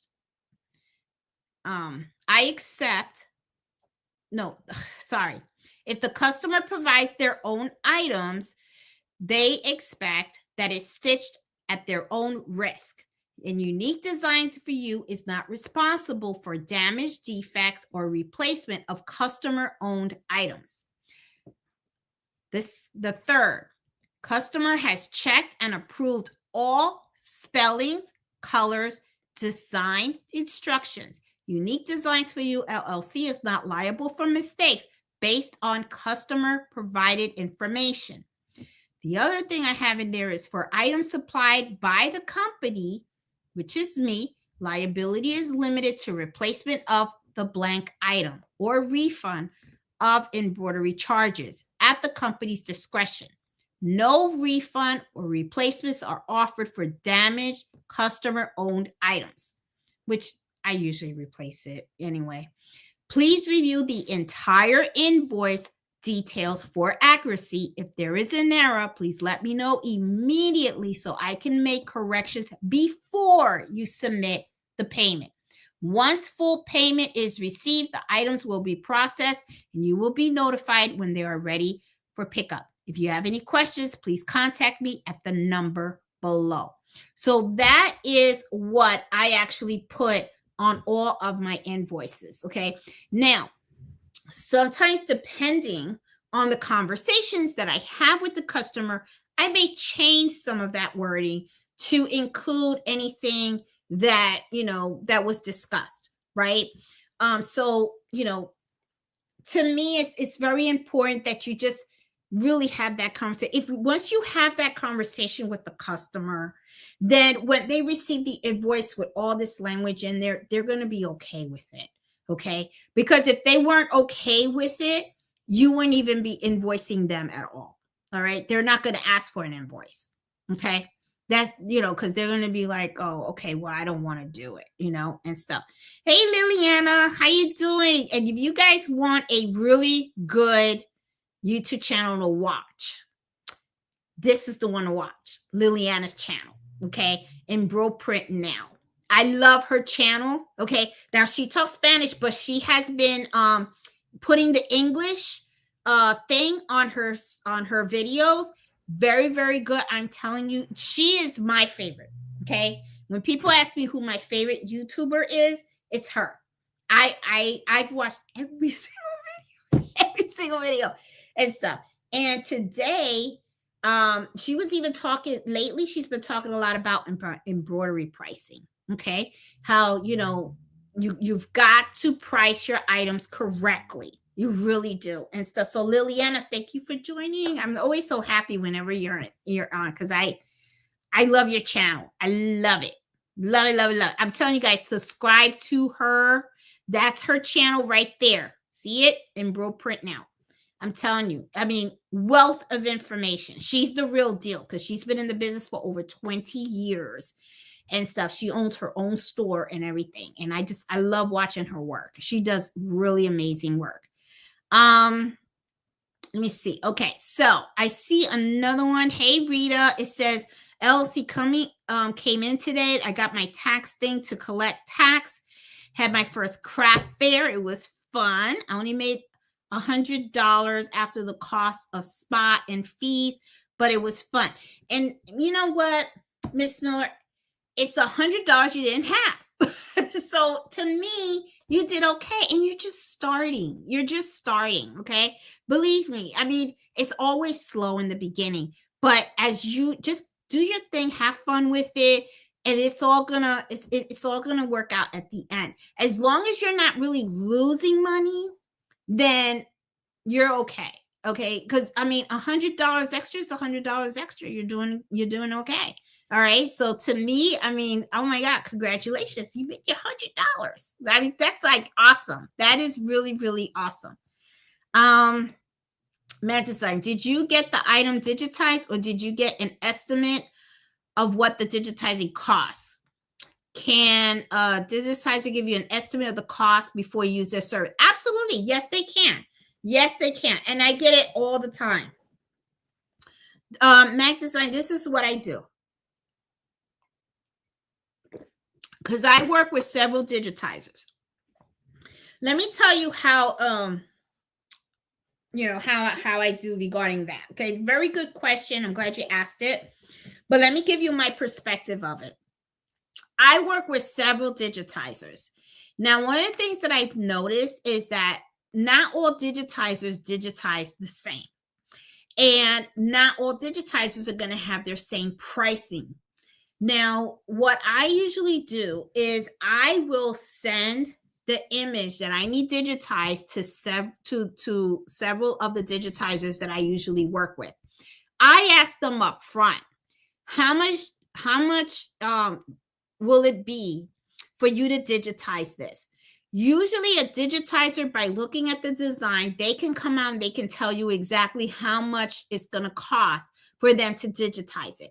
Now, one of the things that you need to keep in mind, the more complex the design is, the more details that's in that design, the more that digitizer is going to charge. Even at the bigger the design is. Usually, the digitizers that I work with are all pretty good. But one of the things that I like to do is I usually like to kind of spread the wealth, right? So it's like I'll use one digitizer and then I'll use another digitizer for another project and stuff, because they all do really good work. So I like to kind of spread the worth and stuff like that. But you can get an estimate of the digitizing cost. Now let's talk about the cost for a little bit, so I can tell you guys how I actually deal with that. Usually if I have a big bulk order, if I have somebody's coming to me with 25 shirts, 50 shirts, 100 shirts. Usually what I'll do is the digitizing cost really isn't that much. So what I usually do is I kind of incorporate the digitizing cost with the price. Okay. I have to get the money back somehow. Okay. So usually what I'll do is I'll say, okay, well, each sweatshirt, and I'm just giving you an example, okay? Because the thing is, I charge by my time. I don't charge by the thousands of stitches, okay? If you charge by that, I'm telling you right now, that's not going to work. I don't know where that came from. I guess that's from back in the day or something like that. That people used to say 1,000 stitches per dollar or something like that. That ain't going to work, because all you're doing is you're just counting stitches. That's all you're doing. You're not counting the amount of stabilizer, and sometimes depending on what it is that you're embroidering, sometimes you use one sheet or sometimes you use 2 sheets.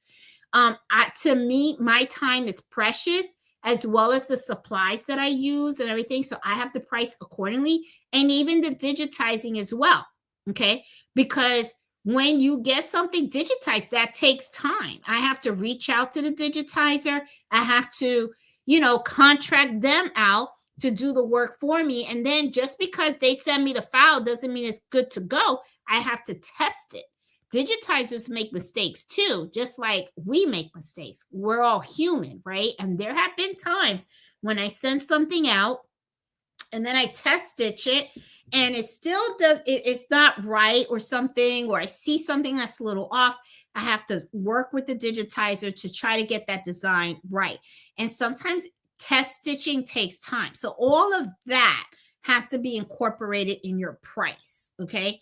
So, and then I make sure that the test stitch is approved by the customer. I got the logo right. I got the colors right and all that kind of stuff. It's a process. It's really a process. That's why, when I was watching Liliana's latest videos and she was talking about the prices, I'm like, she's absolutely right. I mean, there are a lot of people out there that they are not pricing their items correctly, and they're doing it really cheap because they are either new to the game, or I don't know what it is. Maybe they're afraid that the customer is not going to pay what they're asking for. And I got to be honest with you, I would prefer that the customer goes away than for the customer for me to lower the price and they feel good because they got a bargain. Then I feel like crap because I know I work for free. That ain't going to happen. I'd rather, you know what? I'd rather just have the embroideries on for me then. I'm not going to do that. So that's why, to me, when I price my items, this is a business. It's to make money. Business is not just to be there. Okay. There's a reason why I have this, all right? And I want it to be profitable, okay? Because this is my extra money. I'm on a fixed income now. I just retired, so I'm on a fixed income. So it's not like, before I was embroidering because I had to pay for Carlito's dorm, right? And thankfully, because I was making a profit, okay? Because trust me, if I was lowering my prices and stuff, Carlito would have been in the street. Okay, because I wouldn't have been able to pay for his apartment. So he would have been going to college and sleeping on a park bench. All right. So I have to make the money. Okay. And I make this money so that way I have extra. I don't like dipping into our family funds for certain things that I want to do and stuff. I like to have this little extra money. So I have to be profitable if I want to do certain things. Like right now, my goal is that I want to go to Texas because I want to learn how to break down an embroidery machine and rebuild them and fix them myself and everything so that I can do my own servicing. So in order for me to get there, I want to pay cash. I don't want to, I don't like loans or anything like that. So in order for me to make that money, for me to hit Texas, I have to be profitable.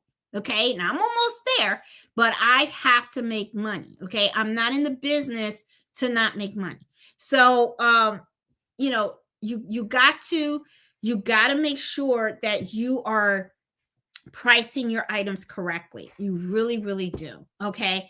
And stuff. But mag design. I know I got off track, but yes, you can definitely, if you work with a digitizer, you should be able to just send them the design. And if they're good and they know what they're doing, they should know up front how much it's going to cost for them to embroider that item. Okay. All right. And this is the other thing too, guys.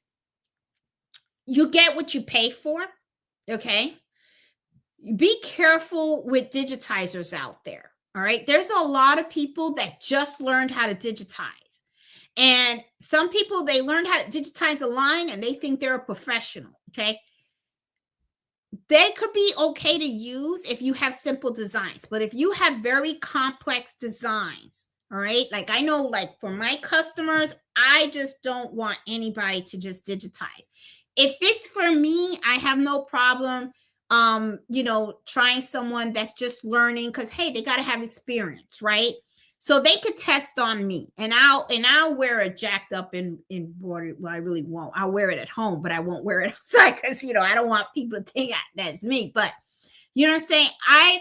I would do it for me, but I am not going to use someone that just started learning how to do embroidery to embroider my, to digitize my stuff so that I could send them to customers. I need people with experience. I need people that know what they're doing, how they're doing it. And so that way, when I embroider it, it's clean, crisp, clear embroidery. I want the customer to come here and go, wow, this is really nice, because I want them to be happy when they walk out that door, because you best believe they're going to be talking about me.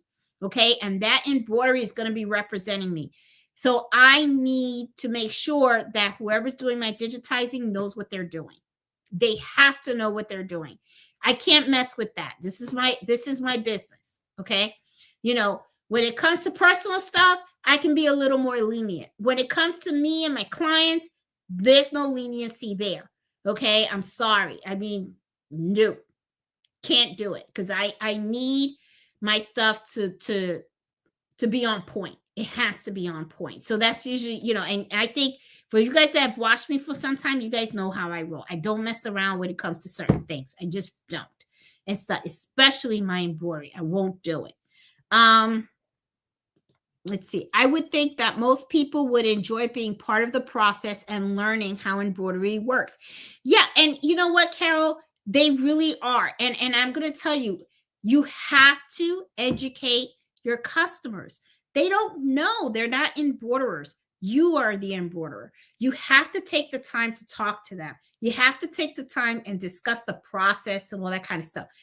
I've had people, like I said, come to me with some real crazy stuff and say, I want this embroidered. And I look at it and I'm like, nope. I mean, somebody else might do it, but not me. I won't touch it. I'm not going to embroider your Louis Vuitton. I'm not going to embroider your Gucci. I don't like working on silk. I don't like work. Can it be done? Yes. But the thing is, I know what materials I like to work on, and I stick to that. Okay. When somebody comes to me with some materials and I'm kind of like, I don't feel comfortable, I let them know up front. And then also I'll tell them, okay, if it's really important to you and you want me to really embroider that, let's have the discussion of how are we going to handle this if something goes wrong. Let's have that discussion now. Okay. And the thing is too, is what's important to me is I want a win-win situation for me and for the customer. I don't want no win-lose situation, because when you do that, which is why sometimes I'm kind of like with the waiver, I don't want a customer to come to me with something and then I put it under the machine, I mess it up, and then I just go, because then what ends up happening is, that's not win-win. Okay. That means, they lost because they had a blank and I ruined the blank and now they have nothing, right? Now they have to go rebuy the blank or whatever, right? So that's why, to me, if I break it, I buy it. That's how I do it, just like Juan shirts, I put the wrong phone number. Okay. So he was kind of like, oh no, Jeanette, but I feel bad. You don't have to feel bad. What do you feel? I could wear this. And as a matter of fact, I'm going to his house on Sunday because I want to, his daughter wants to, sell scrunchies. So I'm going to teach her how to sew scrunchies on Sunday. I'm going to have dinner with the family. You know what I'm going to be wearing? I'm probably going to wear one of his sweatshirts with the wrong phone number in it. But I think what I'll do for fun is I'm actually thinking about taking this, probably draw a line across this, and then I'll put his right phone number underneath. So I kind of fit, and I'm going to wear it to his house, and I know he's going to get a laugh out of that. He's going to be like, so I'm going to do it just, I'm going to do one of the things so he can have a laugh, So yeah, I mean, I believe in creating win-win situations between you and your customers because they remember that. That is one thing for sure. It's like I said, people may forget what you say, but they won't forget how you made them feel. So I honestly believe that I want my customers to know I care about them. I care about them. I care about their projects and all that kind of stuff and everything. And I never want to see my customers leaving feeling some kind of way. Now, it's like, but I also do want people, don't take my niceness as a weakness because I could smell a hustler. I could smell them, and you know what? I have no, I have no problem saying we're not going to work well together. I don't think this is going to be work out. I don't think this is good. I have no problem saying that. Okay. Because like I said, I've had one lady, I'll never forget, 100 shirts, and I gave her the price. Okay. And she was like, oh, I know someone that can do half. And I said, oh, well, then that's great. You should use them. That's fine. I'm like, okay, well, let them do it then. What are you talking to me for? 2 weeks passed by, and then guess what? She called me again and said, oh, okay, well, can you lower the price a little bit? And I'm like, no, I'm not lowering the price. The price is the price, okay? Because I already know how long it's going to take for me to do those shirts, okay? So you want me to do it for less? No, I'm not doing that. And I just didn't want to work with her anymore. I just honestly, guys, I didn't want to work with her anymore because it already told me something about who she was. Because the way I looked at it was, I gave you a very good price, a fair price. Okay. I could have charged a whole lot more, but because it was a big bulk order, I lowered the price a little bit. And then I said, this is a fair price. I can make a profit and she doesn't feel robbed. But no, what she wanted was, she wanted to feel good and get something for nothing, and then I feel like crap. And I'm like, no, I'm not doing that. Okay, I'm not doing that, So I'm not going to allow somebody to abuse me in that kind of way. That's just that to me was just like it just rubbed me a certain way. And moving forward, it's like I won't work with her because I already feel, I don't know, and maybe I'm too judgmental, I don't know, but I just felt like I kind of like, I was like, all right, you already kind of show me who you are, you know what I'm saying, like this is who you are, you're okay with taking the bread out of somebody's mouth. That's how I kind of looked at it, right? So I kind of look at it like that because to me, I believe in fairness. Okay. But when you do something like that, I was like, I mean, when she told me she could get somebody to do it half price, I was like, either she's lying, okay, or she met someone who really isn't in the business and is willing to just do something for nothing, okay? Just pull the price out of the sky, or something. That's what I said. It's one of those two things, okay? Which goes back to what I tell you guys about, when people reach out to you and they say, hey, how much do you charge to embroider this? I don't give prices right off the bat. Okay. I have to gather all the requirements, and I always tell people I'll get back to you with a price because I need to think about it. Okay. Not two jobs are the same. Okay. They're different materials, some different stabilizers, some take longer to stitch than others. Some, require only one size needle. Some may require two sizes. Some may require 60 weight threads, some 40 weight threads, some mix, some not. Everything's different. Okay. So every price is going to be different. And and the thing is too is not some jobs are more easier and some are more complicated, so you just have to price things correctly. Okay, now I do have like a minimum price for some that's really simple, okay, because that's the other thing too. Just because you bring something to me and only has one letter doesn't mean that I'm going to sell it to you for $2 and stuff like that. I still got to turn on the machine. I still got to hoop it. I still got to stabilize it. I still got to create the design. I still got to upload it. It's time. Okay. So, I do have a minimum that I do charge. You know, because sometimes people will come to you and they'll think that just because they want one letter that they should pay very little. And I'm like, no, it doesn't work that way. And I explain it to them. And if they still feel that it's too much, then I just tell them, I just say, well, you know, I mean, I'm not for you. I'm not for you. You just find somebody else. That's just how I feel. I mean, I don't know. I mean, that's just that's me. That's how I do. Oh, he's probably referring to reverse applicant as a solution. You know, you're right. Yeah, reverse applicant. That's a good idea. I could do that. I could, yep. That's not that. Thank you. Thanks, Miss Shirley. That's what Bernardino is talking about. That's it. Yep. Where do you get those blank stitch patches? I will link these to the video that I post on how to use these. I'll link them, Miss Miller. And I'm gonna tell you something. They seem like the reason why I'm not gonna tell you guys is I have not embroidered on these yet. I have not stuck them on anything yet. I don't want to go ahead and tell you guys, oh, get these. And then once I embroider on it, I see that they suck. Okay. So I'm not gonna endorse anything until I find out for sure that they freaking work. Okay. So we're going to do the video together. I'm actually going to put this on the embroidery machine. I'm going to embroider on it. We're going to look at it together and see how this comes out and stuff like that before I tell you guys anything. When I see that it comes out really, really good and stuff, then I'll be like, oh, guys, this works. This is where I got it from.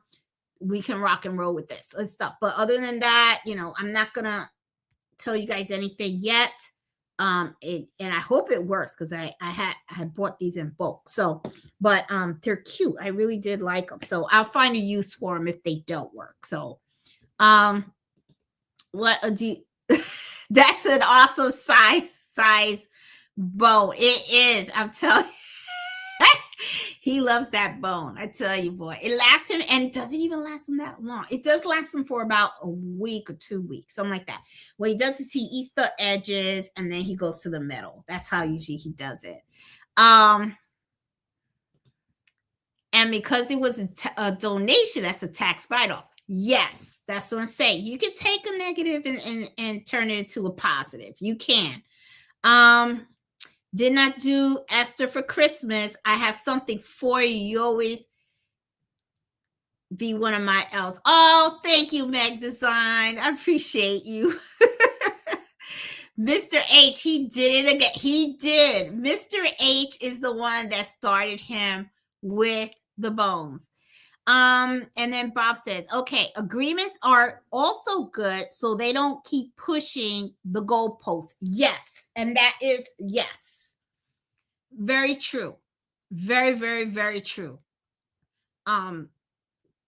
Yeah. I mean, and that's the thing too. It's like you gotta sometimes watch it, guys, because you know, just like Bob said, you know, I mean, you know, sometimes too, you got to be careful. Sometimes people can approach you, be real sweet and everything like that. And the next thing you know, they just trying to hustle you. You know, I catch it quick. Okay. I catch it quick. And I'm like, oop, wrong chick, wrong one. It ain't going to work with me. That's for sure. Let's see. You're so sweet. I use the gifts you gave me every day. Pillows coming out. Okay. Oh, okay. And if you make a mistake on a sweater shirt, you could use it for stitch outs. Love your glass half full attitude. Thank you for that idea. I did not think about doing that. And you know what, MG, that is true. Guys, she's got a very good point. Don't throw it out. Don't throw it out because you could use this and you are so right. I didn't even think about doing that. I did not think about doing that. Think about this. Okay, let's say somebody else comes with a logo, okay, and they're going to do the same type of sweatshirts that my buddy Juan brought me, right? I could take a part of this shirt, the sweatshirt, hoop it, and embroider the logo on it and then show it to the customer. And then the customer will see exactly how it's going to look on this type of sweatshirt. Very, very, very good idea. I love that idea. Love it. Oh my God. And you know what I'm going to do? I'm going to take one of these sweatshirts, put it aside, and I'm going to use it just like you said. Excellent, excellent idea. Love it. Oh my God. I love that. Oh my God. That thank you for that. I appreciate that. Um let's see. I love that. Hey Ivan, how you doing? Man, Ivan, man, I'm still talking about that $26 so small of thread. Oh my God. You know, I had to pull out my calculator. Okay. I mean, I insist. You guys, I don't know if you guys have missed it, but last Friday, Ivan had showed me that All Stitch had a thread. Okay. It was the 5,500 yards of thread. Okay. Of 60 weight. And they were charging almost $28. I think it was $26 or $28, something like that, for one spool. And I was like, oh, can't do that. Can't do that. Nope. So we're just getting those small spools. Oh my God. Oh, but Ivan, welcome back. Welcome back. I'm telling you, you cracked me up last week, boy. You had me like, wow, my price is going to have to increase. Oh my God. You had me cracking up. I need to get me a website and payment system set up. I use QuickBooks for my payment system. There's a lot out there, Ivan. What I would do is look at all of them. Don't just hop on something just because somebody else is using it. Just like I tell people with the embroidery software and even the embroidery machine, just because somebody got it don't mean it's the right one for you. One of the things that I can advise you on is look for credit card fees. Okay, how much do they charge you? For if you take a credit card payment, how much do they charge you for accepting the payment? Okay, and and then also the ease of the use. Now, I'm going to tell you, I use QuickBooks. It's supposed to be user friendly and all that stuff. I had to hire somebody to do my books for me because I don't have the time to really learn QuickBooks the way my sister knows it. My sister knows it because she's an accountant, right? And she works on QuickBooks for several of the businesses that she works with. Okay. So she knows it in and out. But my sister, she's in Florida. I can't bother her because she's got her own stuff going on and everything. And then for me to ask her to help, I can't do that. So, I got to respect her time. So, what I did was I hired a bookkeeper, and they're the ones that actually go through my QuickBooks for me. And they help me with, reconciliation and all that kind of stuff and everything. Now, I will tell you, there is another one out there. I think it's called Zero, something like that. I have been looking at that as well, but pay attention to the fees. Pay attention to the fees so you can make sure that you know what you're signing up for, because sometimes they will charge you, everybody's fees different. And then you also have to pay the monthly fee for the subscription. Because I remember back in the day when you used to just buy the software, you used to get a CD, you stick it in your machine, you were good. Now everything is subscription based. So you have to pay monthly and everything. So do your comparison and stuff like that. So that way you can make sure that you're getting the software that's going to work for you and stuff. Because I have to charge sales tax. Okay. I have to pay my sales tax. So I have to, and I like to have all my details on my invoices and all that stuff. I keep record of all my customers and all that stuff. So, yeah, but you'll get there, Ivan. You'll get there. I checked out Liliana, but the CC thing doesn't work on it. That's her in Bro Print. No, I don't think you have her name correctly. I think it's in Bro Print now. That's her channel. There it is. There you go. You all make sure to run this. There you go. Oh, and there she goes. You all make sure to run the stitch out to make sure the design stitches the way you want, or you will regret it. Totally agree. That's why I believe in the stitch out. I really do. A lot of times people don't like doing the stitch out because they feel that it's wasting time. But I'm with Liliana on that. Do it, because something goes wrong. It's like, and also the other thing is, when you know how a design stitches out, you'll know how to unstitch it, take the stitches out and stuff like that, and stuff. Do you use a price calculator? Well, I take a calculator to do a subtotal and all that stuff. I don't really need to do a price calculator because I kind of already know what I charge for certain things. And then when I go on my invoice and I put the quantity and the price per item and stuff like that, it calculates everything for me and stuff. Now, I got a feeling what you're talking about price calculators, you're probably thinking about, do I put in there like how many stabilizers, sheets and all that kind of stuff and everything? That is all included in my pricing. Okay, the stabilizer and all that kind of stuff and everything. So I do, if that's what you're asking, if that is part of it, that is part of my process. Okay, I make sure that the supplies are in there. I make sure I calculate my time and I have an hourly rate. Okay, I look at how many color changes are on there and stuff like that.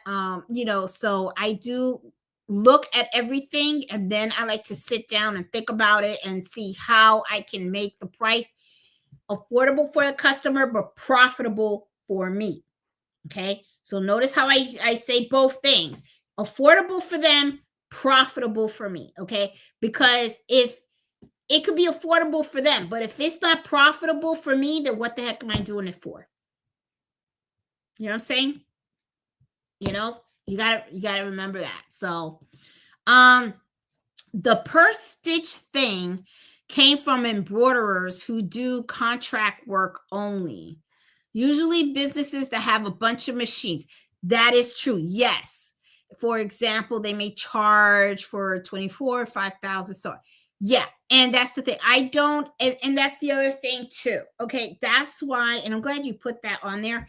That's why I always tell people, you have to decide what your price structure is going to be, because not everybody's setup is the same. Okay. Sometimes you will have, like, I had a customer that came to me and they wanted me to embroider their shirts. I gave them my price and they said, well, I use this company and they charge this much. So I told them, I said, you need to go back to that company then, because I don't have the setup that they have. They have 6 heads machines. Okay. So they go ahead and they hoop 6 items at a time. And they had several of them. So he ordered them from somewhere. He sends them the shirts, they embroider it, they send it back.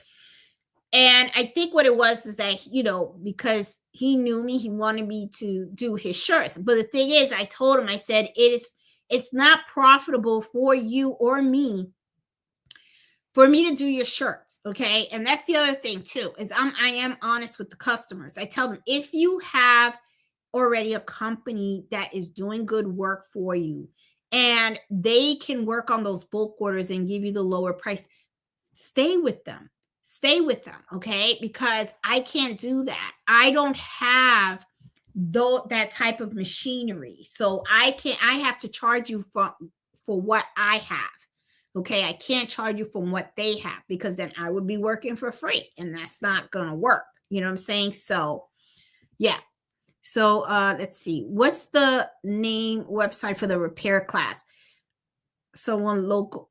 I don't have anyone local. I am going out to Texas. That's where I'm going to be going. And let me see if I can get you that name of that place. It's Repair Embroidery School. It's called Sewing Machine Institute. That's where I plan on going. Marsha Frost. It's called let me see, Sewing Machine Institute. They have two curriculums. They have one if you just want to go there to learn how to repair sewing machines. They also have another curriculum if you want to go there to learn how to repair embroidery machines.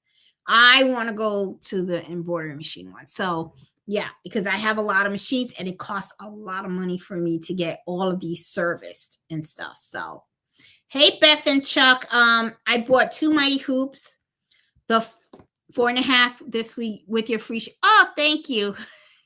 I got my first bulk. Oh, congratulations. That's so, oh my God. Got my first bulk order of 35 hoods and 10 other Missy lines, all with the same. Oh my God. I know you're super excited. Oh my God. Congratulations, Beth and Chuck. That's so awesome. I'm glad to hear that. You go. Do your thing. Oh my God. Make that money. Oh my God. Isn't it a high? Isn't it a high when you get those bulk orders and stuff? I know you're working on cloud 9 and you're going to have so much fun doing that order. Oh my God. Please take a picture of it and then post it on our Facebook group. I would love to see it. Oh my God. Have fun with your order. That is awesome. My God. Congratulations. I'm so happy for you. Oh my God. That's it. I've been out of commission for a month. Found out I'm allergic to bees. Oh no. I stepped on one and was stung. My foot and leg all swelled twice its size, got huge. Oh, you know, Marsha, that's how I get with I'm highly allergic to peanuts, any type of nuts. That's me. Oh my God. But I'm glad you're feeling so much better and stuff. Stay away from those bees. And I wonder, did you get an EpiPen? I think I have an EpiPen that I carry. And so I don't know if they do that for bee stings and stuff. But yeah, everybody's happy for Beth. Oh my God. And bro, I have this customer that came with 60 ranging jackets that no one didn't want to do the waterproof embroidery. And I said, I can do it for you. You pay the price because it takes time to do it. Yep. It, you know, yeah. And then, oh, and by the way, Liliana, I saw your video on how to do the waterproof. If you guys don't know, go to her channel. It's not with the @ It's just Embro Print Now. Okay. Go to her channel. She did a video on how to do the waterproof embroidery and stuff. I saw that and everything. Yeah, you got to make sure you price your stuff right. And remember, guys, it's not just the embroidery that these folks are paying for. They're paying for your skill set. It's a skill, okay? A lot of times people say, oh, it's a craft. No, it's a skill. You have to know how to do this. You got to learn. You got to know the machine. You got to know what fabric goes with what stabilizer. You have to know how to stitch it out. You have to know how to work with digitizers. Sometimes you have to know the embroidery software. You have to make modifications to the design and stuff. They're not just paying for, that thread. They're paying for your skills, okay? Make sure that you understand that. Get that in your head and stuff. It's a skill. And you have to make sure that you are charging appropriately so you can get paid for what you're worth. Okay. You don't want to, you don't want to work for free. It's not a good feeling. And a lot of people, sometimes they do that just because they want to make the sale. But then I ask the question, okay, you made the sale, but you're broke. Okay. So you feel good? How are you feeling? Okay, so the second sale, are you going to stay broke? Okay. Think, it's like, if you want to give it away, then give it away as a gift. Just give it away as a gift. Okay. Let's not say it's an order. Just say, I wanted to do it for free. And it's okay. If that's what you want to do, then just do that and stuff like that. But if it's a sale, it's for a reason. Okay, it's to make money. All right, that's what a business is all about. It's about making money. This is a charity or anything like that. It's about making money. And you have to make sure that you are getting paid for your skills. That's what you have to make sure about, okay? And stuff. So that's why you got to have those conversations with your customers. And when they bring you their items, you know what material you can work on and what you can't. And you have to have those conversations with your customers. Okay? Have those conversations. Okay, I can do this, but let's talk about what's going to happen if something goes wrong. How are we going to handle this situation? Okay? A lot of times what I'll do is I'll pay for it. I pay for the blank. Okay? I'll refund the money for that item, for the embroidery of that item, and I'll pay them. I'll refund the money for the blank, or I will go out and buy another blank, okay, and then embroider that, which is why I always ask them, where did you get this from? Okay. And if it's a rush order, okay, like the lady that came from the school, and she had all these jackets, and she was like, I need them done in like 2 hours. And I was like, okay, that's fine. I can do it, because I was expecting it anyway, right? When she came, I told her, I said, what if I screw one of these up? And she was just like, we won't worry about it. Then it's fine. It is what it is, and stuff. I'll just order another jacket and stuff like that. And I told her, I said, well, I'll give you the money for the jacket and stuff. And she was like, well, it's a team thing. She's got to have a jacket. So I said, all right, so would a patch do the work then? I can embroider a patch over it and stuff. And she goes, yeah, we'll just do that. We'll just do a patch. If you do something wrong and you can't fix it or whatever, can we put a patch? I like that idea. We'll just put a patch on it and, whatever. So I was like, okay.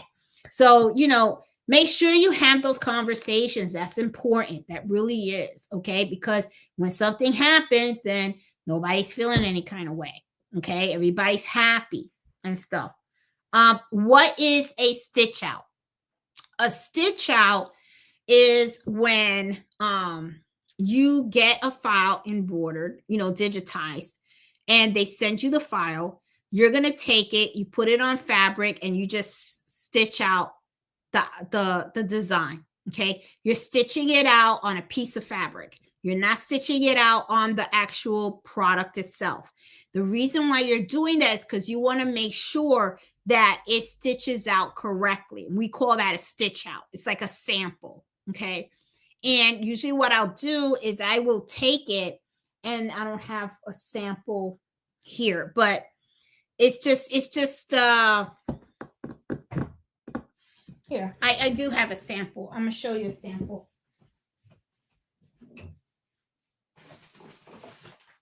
All right.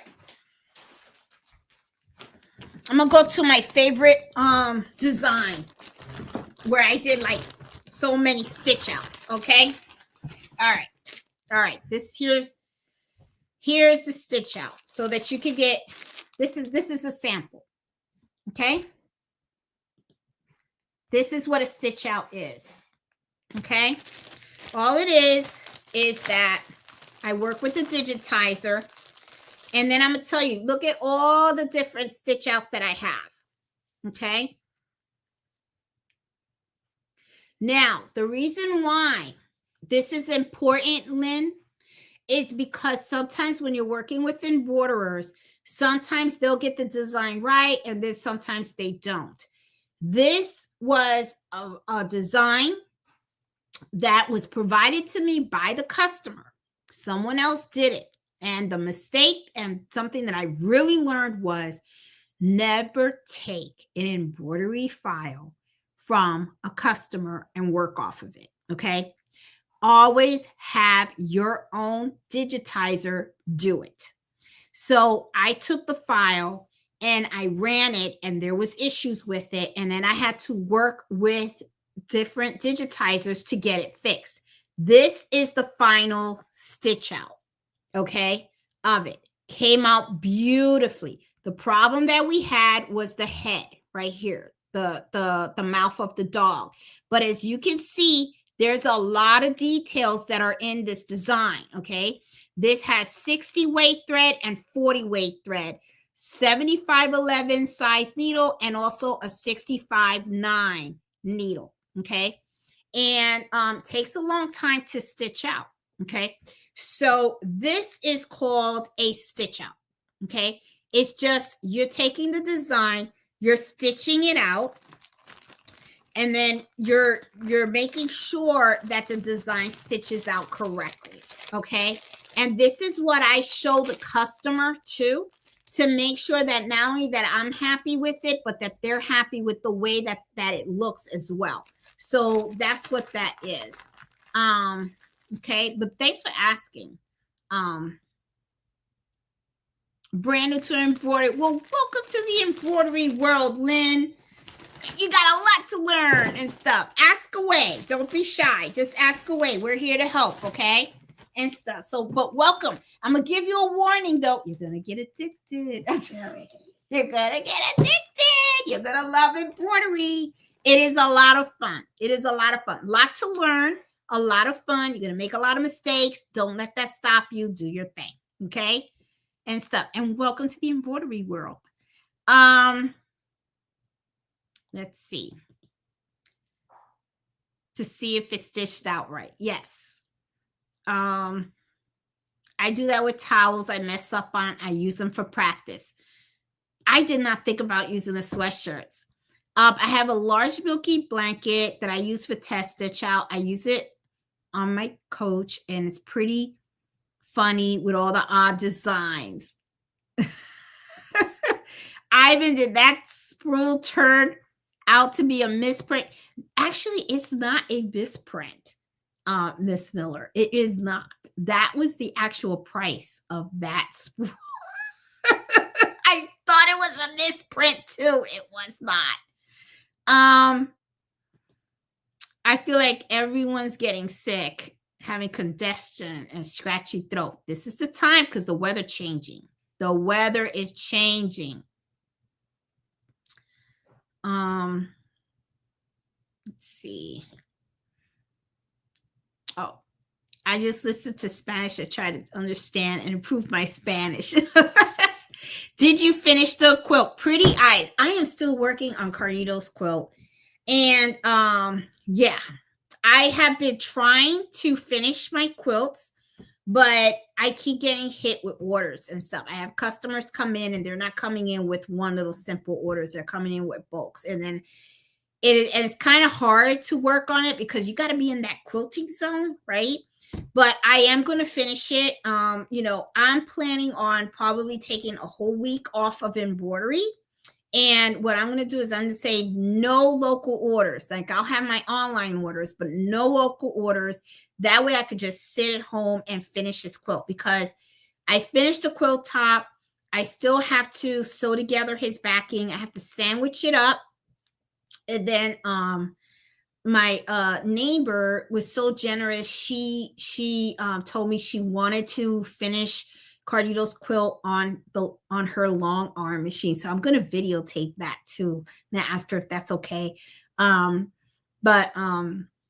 Yeah, which I was just like, no, you know, I don't, you know, I kind of, you know, cause long arms, you know, I'm like, oh no, I didn't want to do that. I wanted to sew it myself, but she really wants to do it. So I was just like, okay. So I'm gonna work on that and put that on the long arm. And I think it's going to make the quilt more super special for Carlito, actually. So yeah, but thanks for asking though. But yeah, there's still a work in progress. And I will say I have so much respect for quilters, man, because that's a lot of work. Let's see. I have to improve. You can do the captions in English. You can do the captions in English. I actually love it that she does the videos in Spanish because I wish I had someone that I could talk with in Spanish, and I don't because my husband's not Hispanic and Carlito didn't take Spanish, so I don't have anybody to practice. So when I listen to Liliana, it's like I feel like, you know, I understand everything she says, and I'm like, oh, you know, I get to listen, you know, and stuff. So I just feel like, and I ain't gonna lie, I sometimes watch her videos like twice because I like listening to her while I'm embroidering. So yeah. I hope Liliana's probably gonna be like, Jeanette's stalking me. I'm a big fan of hers. I really am. I love what she does. And yes, I have an EpiPen. What is waterproof embroidery? Waterproof embroidery is it's when you're embroidering on a jacket that's waterproof and you want the embroidery to be waterproof as well and stuff. She has a video on how to do that and stuff. Thanks, Jeanette. I'll post the bulk order when I'm finished. Oh God. Oh, I'm anxious to see. I know you're gonna do really good. I know you're gonna do really good. I'm so happy for you. There is no special thread. No, there's a method to the madness. So she's got the video on it. And stuff. As a matter of fact, what I'll do is I'll find the video for you guys and I will post it in our Facebook group so you guys can watch it and stuff. Because that way she needs the views. And if you guys have not subscribed to her channel, please subscribe to her channel because she could. I really want to support her because she's. I mean, the information that she shares is really, really awesome.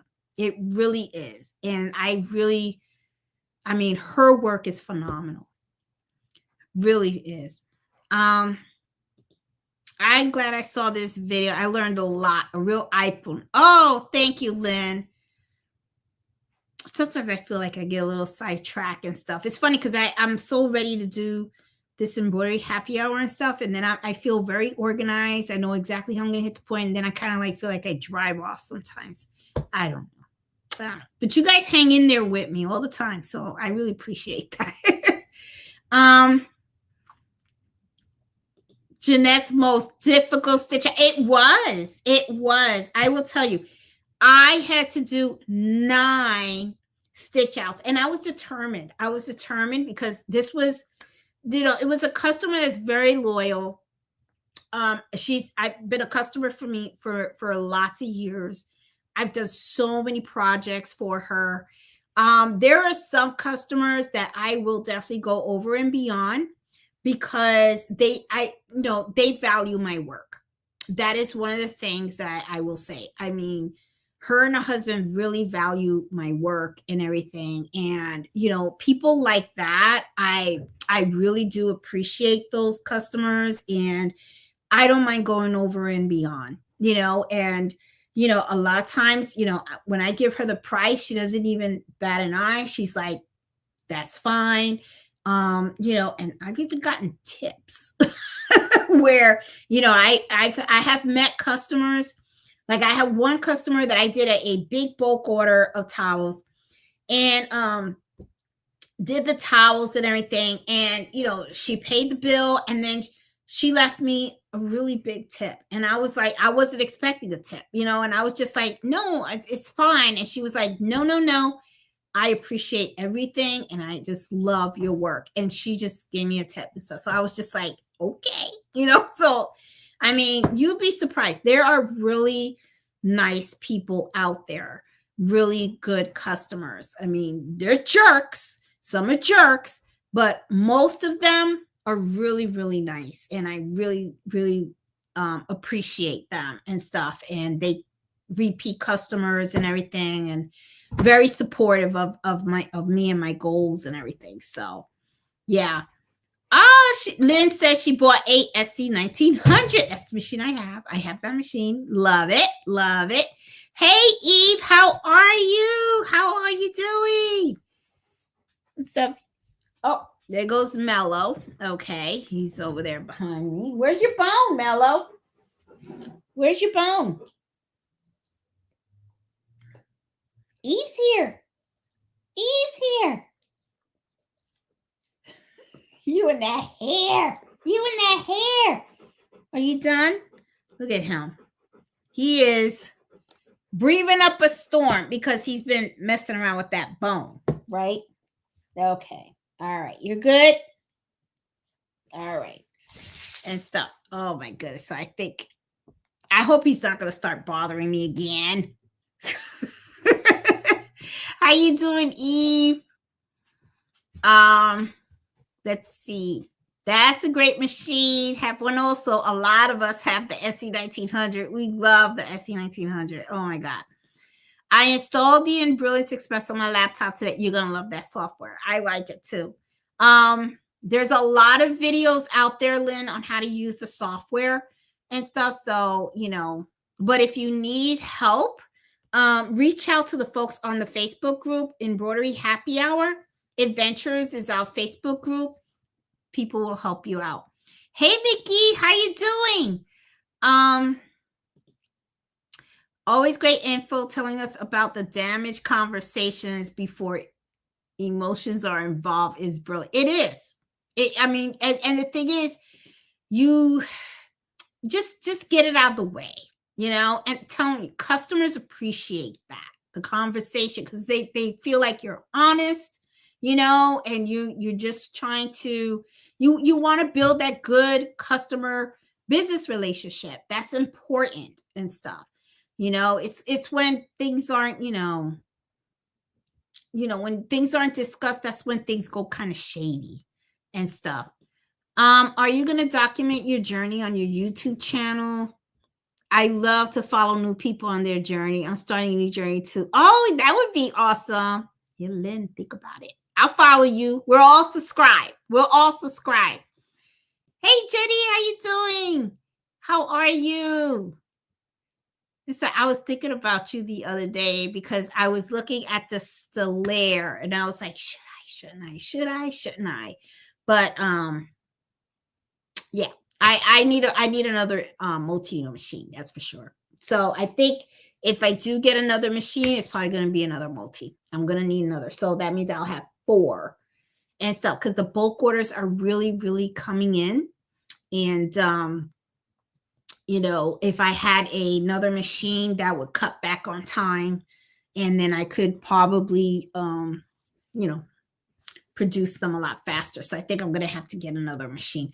I want to buy another 1055X. I don't want to get the new model that came out because I don't think there's nothing new on that really.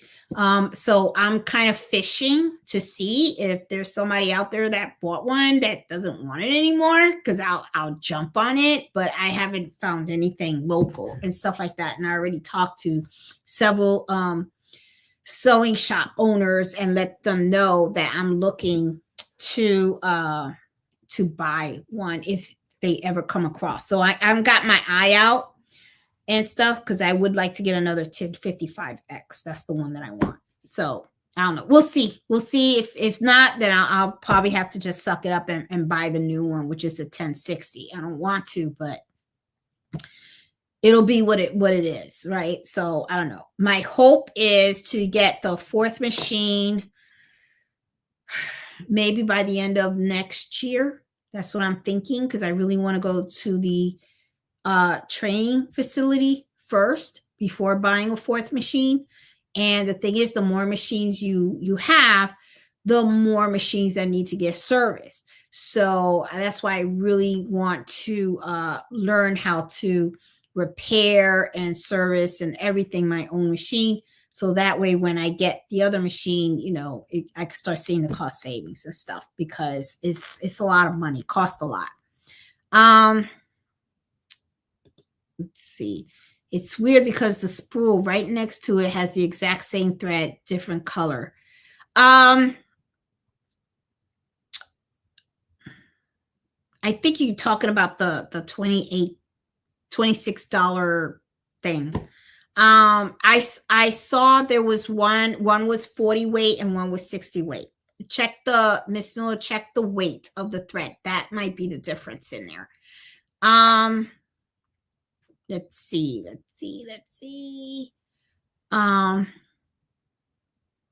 You can see Spanglish too. Yep. Sweet Bee has good videos on YouTube on how to put binding around your quilt. Yes, they do. I'll definitely have to watch that and stuff. Let me see, going down here, some projects people will not pay for it. They love the item, and I tell them how long it's going to take. They bark. Yeah, and you know what? I'm going to be honest with you. I just don't take the order and stuff. If it is what it is, the price is what the price is. I'm not willing to embroider something for someone and then they feel great and I feel like crap. It's just not gonna happen. It's just I'm not doing it. Nope, not me. They're gonna have to find somebody else. That's how I see it. Um, let's see. Mellow's looking fluffy. Cutie pie. He is. His hair's growing. I get tips all the time. I have my payment machine set up so the customer can leave me a gratitude tip. You see, I never thought about doing that and stuff. I kind of feel funny when they try to tip me and stuff because I'm kind of like, well, I'm already getting paid for my service. But maybe I should do that and allow them to leave me the tip if they want to and stuff. Yeah. I'm good. I've been here listening while working. Let's see. Okay. Sounds like your customers found out you retired and sending more bulk order. Carol, they have found out that I retired. Because a lot of them kind of knew, and they're hitting me kind of hard, and I'm still using my scheduling book. I still have my book, and I pencil people in the orders.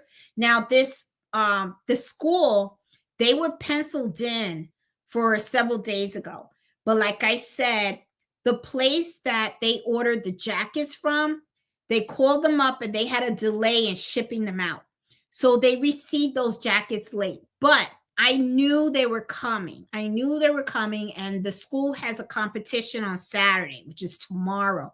So the lady was kind of freaking out, and she was just like, we need to have these jackets for the competition. But I told the lady, I said, I will work with you. Don't worry.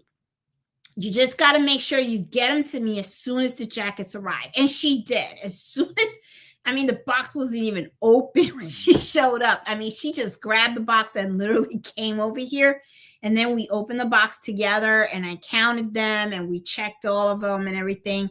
And then, she had her sheet and she put tape on each one with the name. And even though she was kind of rushing and stuff like that, but I told her, double check those names. And what I did to help her out was I made a copy of the sheet. And then I worked with her side by side while she wrote the name. I would double check also to help her out to make sure everything was spelled correctly and that the right name was on the right size jacket. Okay, because mistakes happen. Okay. So, and I'm going to be on, customers love it when you go over and beyond and really help them out and stuff like that. They don't forget that. They really don't. And stuff. She'll have to, yes. And yep.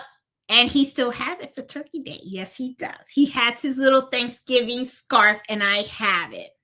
Even though I misspelled, no. Oh, it's fine. It's fine, Miss Miller. He's gonna wear it anyway. His little turkey thing. The Stello tool is amazing. I'm still learning it, and it does have the snowman capability. Oh, good. Okay, then that's all I needed to know. Okay, I am gonna treat myself to the machine, but see, I have to weigh it though. I have to weigh it. Stellaire. Fourth machine, Stellaire, fourth machine. And the way things are going right now, I really need the fourth machine. I really need the fourth machine because, I even have the sixth machine working. It's like, whew, it's like, yeah. So I don't know. I'll have to see. I will have to see. It does have the snowman capability, and that's the capability that I love. That's what it is. Do you wear a headset when your machines are running? I do. Debbie, I do wear them because they are noisy. And a lot of times what I will do is I don't allow Mellow in the room when I have all these machines running because there's a lot of noise. And if it bothers my ears, I know it has to bother him. So when I'm in here, usually what I'll do is I will let Mellow just sit outside the door That way he's not in here and it's all in there. And sometimes what he'll do also is he just wants to see me, I guess. So he'll sit out there and he'll just watch. And then sometimes he'll go into the room and he'll sleep, but then he'll come back and check on me, I guess, to make sure I'm still working, because what's, God forbid I take a break, But I do wear a headset because it'll muffle down the noise of all the machines. I do. And I have mats underneath each of the machines also, because the machine will vibrate. Okay. And you could hear it from the ceiling downstairs. So now that I have the mats on, I don't hear anything. So it's good and stuff.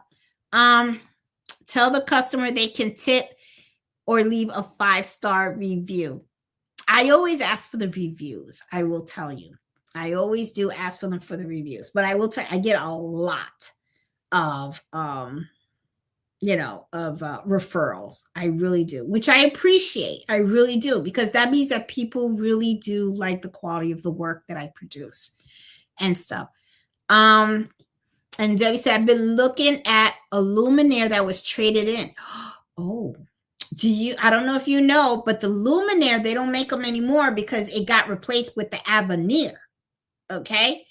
And it was traded in and it has the updates and a few magnetic hoops. I want a camera. I think the luminaire does have the camera. I would double check, Debbie, but yeah, that luminaires are like golden, because they stopped making the luminaire, then they brought in the Avenir. And I'm not willing to spend, the Avenir is like almost like $25,000. I'm like, that's really, really steep. For $25,000, I'll get myself another 10 unit machine. Now the Stellaire, it has the camera. See, yep, it has the camera, and the camera it's really good. I love that feature. I really do love that feature. My 10 unit machines have the camera. The 60 unit machine doesn't have the camera. The 60 unit machine has the laser. But I have to admit, I love the laser too, because the laser shows exactly where that needle is going to hit. Really does. What I really like about the 10 needle is it has the snowman capability, because I use that all the time. I love using that. Okay. And they want 8K for the whole cadaver. That is high. These machines are just so expensive, guys. It really is. It's like, but yeah. But what I'm planning on doing is I'm saving right now, because first I want to go to that training, and then I also want to get the 4th machine. But the thing is, I believe in cash. I don't like taking out loans or anything like that. I'm retired now, fixed income. Don't want the bills. So unless the cash is on hand, nothing's happening. So I'm just, saving and saving and saving and saving, and that's it. That's a nice long arm. You got that right, Eve. You are right. For $25K, you can get a nice long arm. Yeah. Because my neighbor has the long arm. I think she paid $36,000 for hers, because she got the Bernina, and hers is huge. It's the big long arm. She can do a king size quilt if she wants to on that long arm. But yeah, it's a lot of money for that Avenir. I don't, it's like, wow. And it's huge. That's the thing that I noticed. These machines are getting so freaking big. It's like you got to buy a whole dedicated table for them. So I'm kind of like, that's pretty, big. That's the one I want. You want the Bernina one? I'm telling you, she's got, I think it's the Bernina 26 or 36, something like that. I'm going to videotape when she does Carlito's quilt. Because she says she's going to do that for me. So I have to sew his back together, and then I have to put it together with the batting and all that stuff. I want to see how she's going to do it. So I'm going to videotape the whole thing. I'm going to ask her if I could do that, because that, sounds pretty good. That sounds like a good price. Okay, that Bernina, I'm certified to use, trained on it, but I can't afford it. It's nice. It's the big one. The embroidery machine. It's a nice big old embroidery machine. Well, hers isn't an embroidery machine. Hers is an actual long arm. And she's got the frame with the lights, everything. I mean, it's like, wow. Really, it's huge. You got to have the space for it. You really do. She says Stellaire does not have the camera. You use your phone to transfer a picture. Oh, that's what it is, Carolyn. Okay. Okay. But does the Stellaire have the snowman capability? Crafty Puerto Rico said it does have the thing. The long arm is just a big old embroidery machine, and it does the auto stitches. Yeah, I mean it looks like a sewing machine, but it's like turned and stuff. That's why I can't pass up. Looks like Debbie's getting her machine. Looks like Debbie's gonna get her machine. Yeah, I just don't have that type of space and stuff. I mean, I'm already limited, and now that I need to get a fourth machine, I'm already looking at this space that I got over here, and I'm thinking I'm going to have to reorganize this room because this is a dedicated embroidery room. And then it does have the snowman. Okay, yeah, because that's what I love the snowman. The snowman is my thing. I live by it. I love it. So yeah, so I have to rearrange this room in a way that I could fit a fourth machine in here and then have the space that I need to work on these bulk orders that are coming in, because they are coming in, and yeah, I gotta get them done too. So, and I will tell you, the bulk orders are very profitable. They really truly are. They really are. So yeah. Hi, Janessa. Hey, Letitia. How are you? How you doing? How are you? Yeah, so I gotta get the I gotta find out how I'm gonna organize this room. Time for me to upgrade this room. Got my sewing room situated, okay, and I'm doing my quilting, doing my thing, and all that kind of stuff. But the bulk orders are coming in, and I really I already had mentioned to Fred.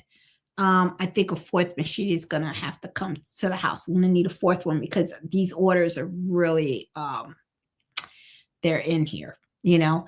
And the other thing that goes through my mind too is I'm getting older, you know, and I don't know how much longer I'm gonna do this. So that's why I'm kind of like on the fence, right? Because I'm kind of like, I could hustle with the three machines. Three machines are doing fine, you know, they're handling the load. But I am getting a little older, and I do already feel like I'm slowing down already. So I don't know. I don't know yet. I'm still on the fence. You know, but like I said, I definitely do want to go to school. That's my goal, and that's what I want to do. So yeah. Let's see. It's a sticker to make the center of the design, can spot it and center it for you. Yeah, in Brilliance prints the snowman. Yes, so you don't need the sticker. Yes. Before you needed the sticker, now you don't, because in Brilliance now actually prints out the snowman, and that's what I use all the time. I use that all the time, and I love that feature in Brilliance. And I have it's a feature you have to turn on. Okay, so we'll see. Everybody's saying you young. You can also take a picture of the hooped item and send it to the machine as another way to send to designs using the app. Yeah, I got to figure all that out.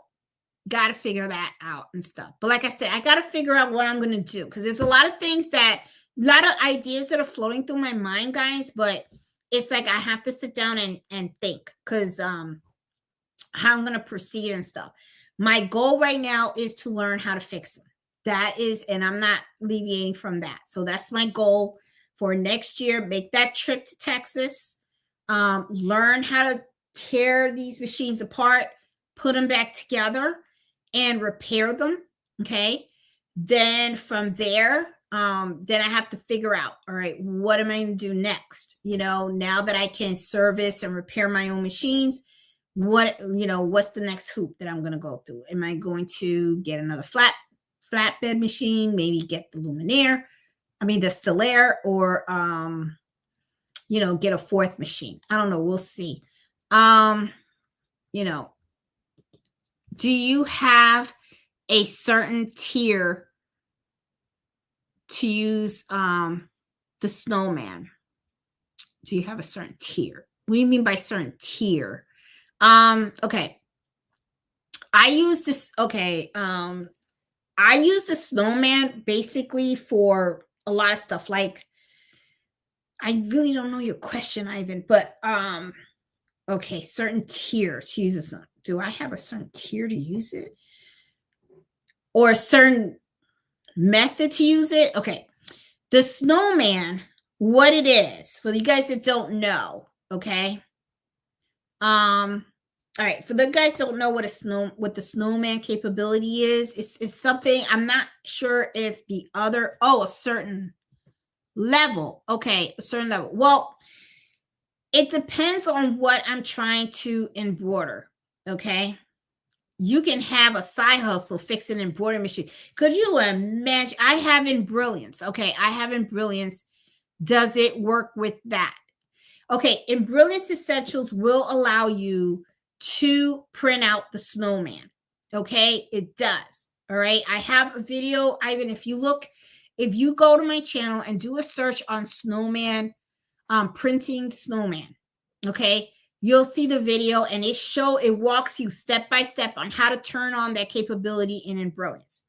Now, when I use it when I have to make sure that a certain stitch out is in a particular place.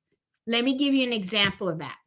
Let's say that a customer came to me with all these shirts and they're already embroidered on them, right?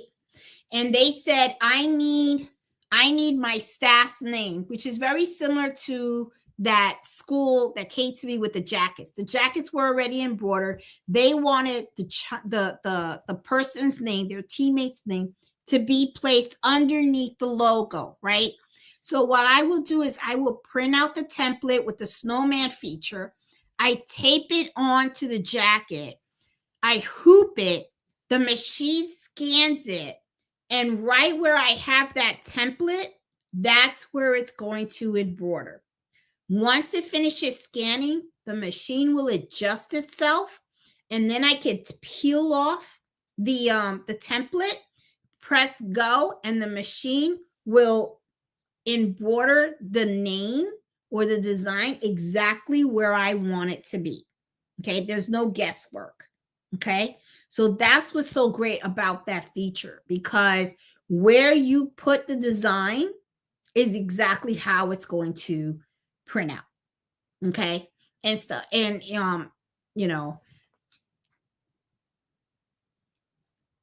I believe the snowman, Marshall Frost, I think it is, I believe it is Brother Pacific. I don't, he's asking what Embrilliance modules you use for the snowman. There is no Embrilliance modules, okay? If you go to Embrilliance, you have Embrilliance Essentials, okay? All you have to do is part of the print settings of Embrilliance. If you go to the video that I have, that will show you exactly how to set it up, and then you can do that. Oh, okay. I've seen you use the snowman a while back. It only works with your machine. I think you were using your brother machine. I haven't come. Oh, okay. Yeah. Okay. Then, all right. Then what I would do is, then the snowman is not going to work on a Racoma, because I think everybody's right. I think this is a brother feature. And I'm going to be honest, it's one of the reasons why I liked going with brother, because my thing is, it's like I tell people, when you're buying embroidery machines, You got to make sure that you look at all the functionality, what's going to work for you. That was a big thing for me. But let me give you an idea though, Ivan, that you can do. When you print out the templates in Embroidery, you're going to get the crosshairs, right? You get that little cross and everything like that. I'm sure that Racoma or the other embroidery machines out there might have like a laser or something like that. And all you have to do is make sure that that laser is right in the center of that template. Okay, that way you can make sure that you could use that crosshair as like a snowman. Okay, so I would put the template exactly where you want it to be on the item, and then just make sure that you when you turn on the machine, that it's right smack in the middle of that crosshair, and then move the machine up and forward and back and sideways to make sure that you are outlining that cross. Okay, if you're not, it could be that maybe you have to shift it a little bit, to the left or the right and stuff like that, but you want to make sure that your laser is going through the crosshairs, so that way you are embroidering it correctly. Okay, so I think that will help you out. It is a brother. Okay, it is a brother product. Okay. Yeah. I don't know how to use a snowman. I'm old school. I figured it out by hand. Yeah, but you have the Happy Machines. I don't think Happy Machines, Liliana, has the snowman and stuff. Let's see. Let's see the feature when you print. It doesn't matter what brand machines you have. Okay. It's cheaper and has more valuable. I definitely like the camera feature. Yes, the Racoma has a laser, but it's an additional $150. Oh. So how do you center it? Does it have a camera or something?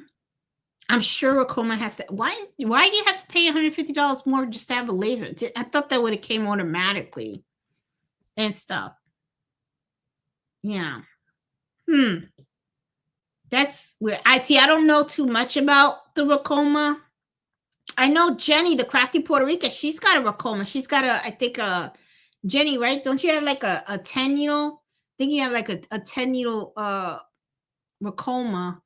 And so I don't know if Jenny's has a laser and stuff. Now, see, and the thing is, when it comes to brother, Ivan, it depends to what you have, what model you have.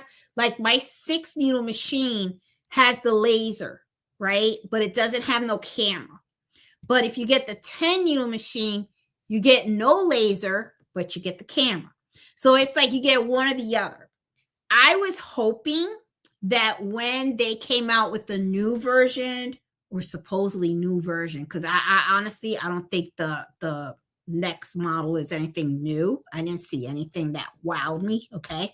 To me, it's the same, and even when I talked to them, they kind of admitted, they were like, well, it's the same machine. It's just, they just some software upgrades, but nothing for me that was like, great, Oh, the laser is an accessory and no camera. I have 15 needle machine. But you know what? If you could get for $150, the laser, to me, I think that would be a good addition. So if you could add that afterwards for $150, I would invest in that, because then when you print out the templates and stuff like that, and you have that laser pointing, it shows you exactly where you are embroidering. So to me, I would add that in. Yeah, let me see. Oh, there you go. Okay.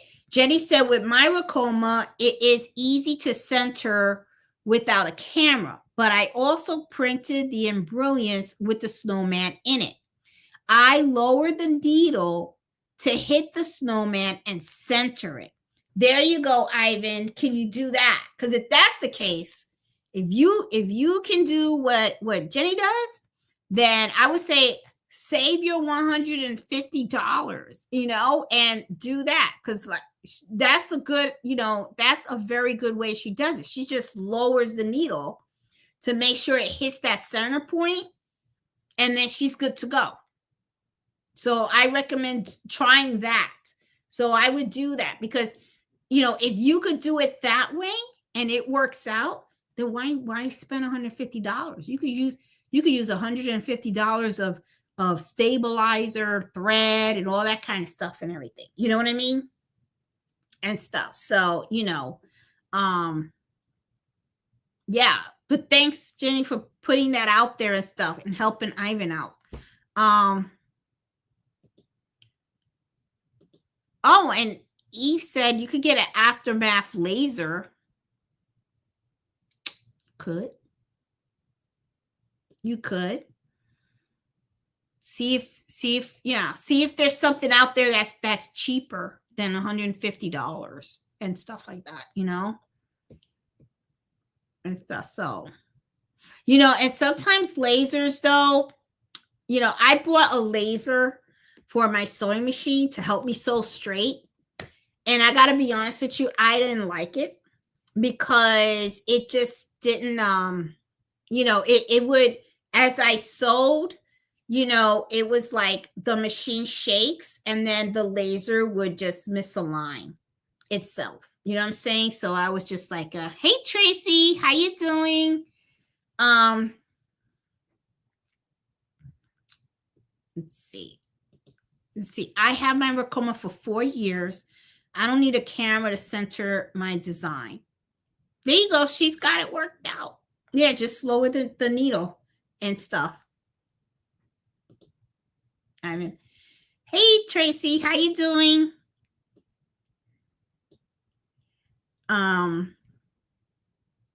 Let's see. All right. So, guys, I think I have covered everything in the chat.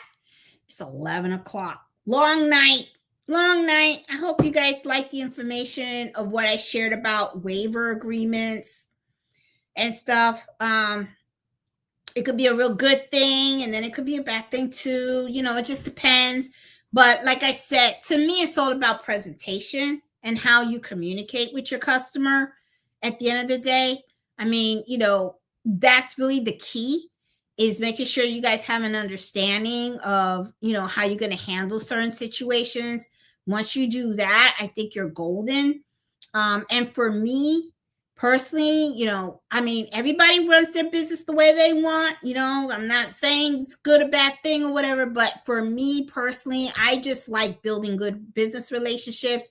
And I always like to work with my customers. To me, I'm a firm believer of creating win-win situations for everybody.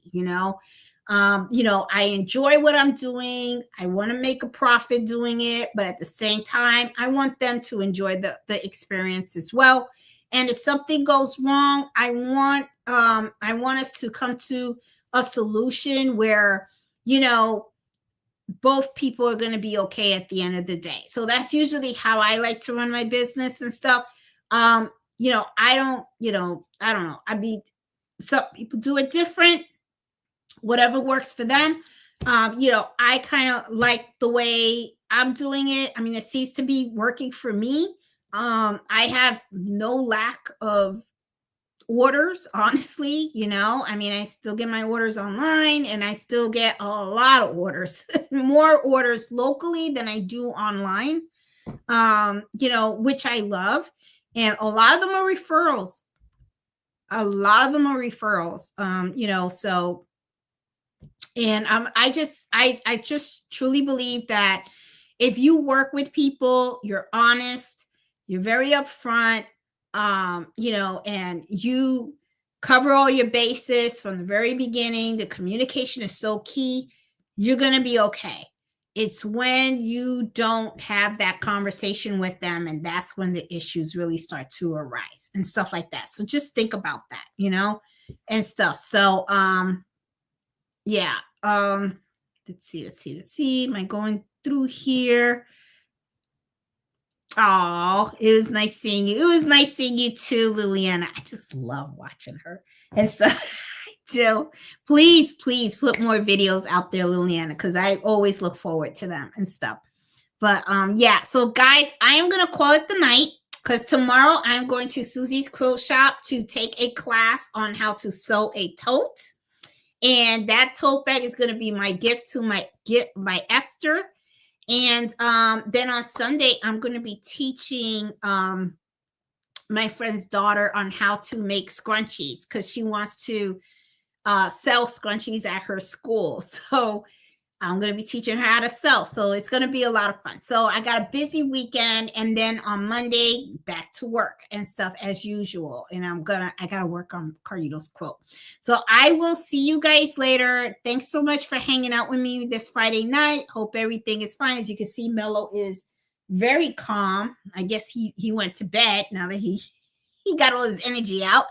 And now I'm going to go to bed myself. So I will talk to you guys later. You guys have a good one. Enjoy your weekend. Have fun with your embroidery machines.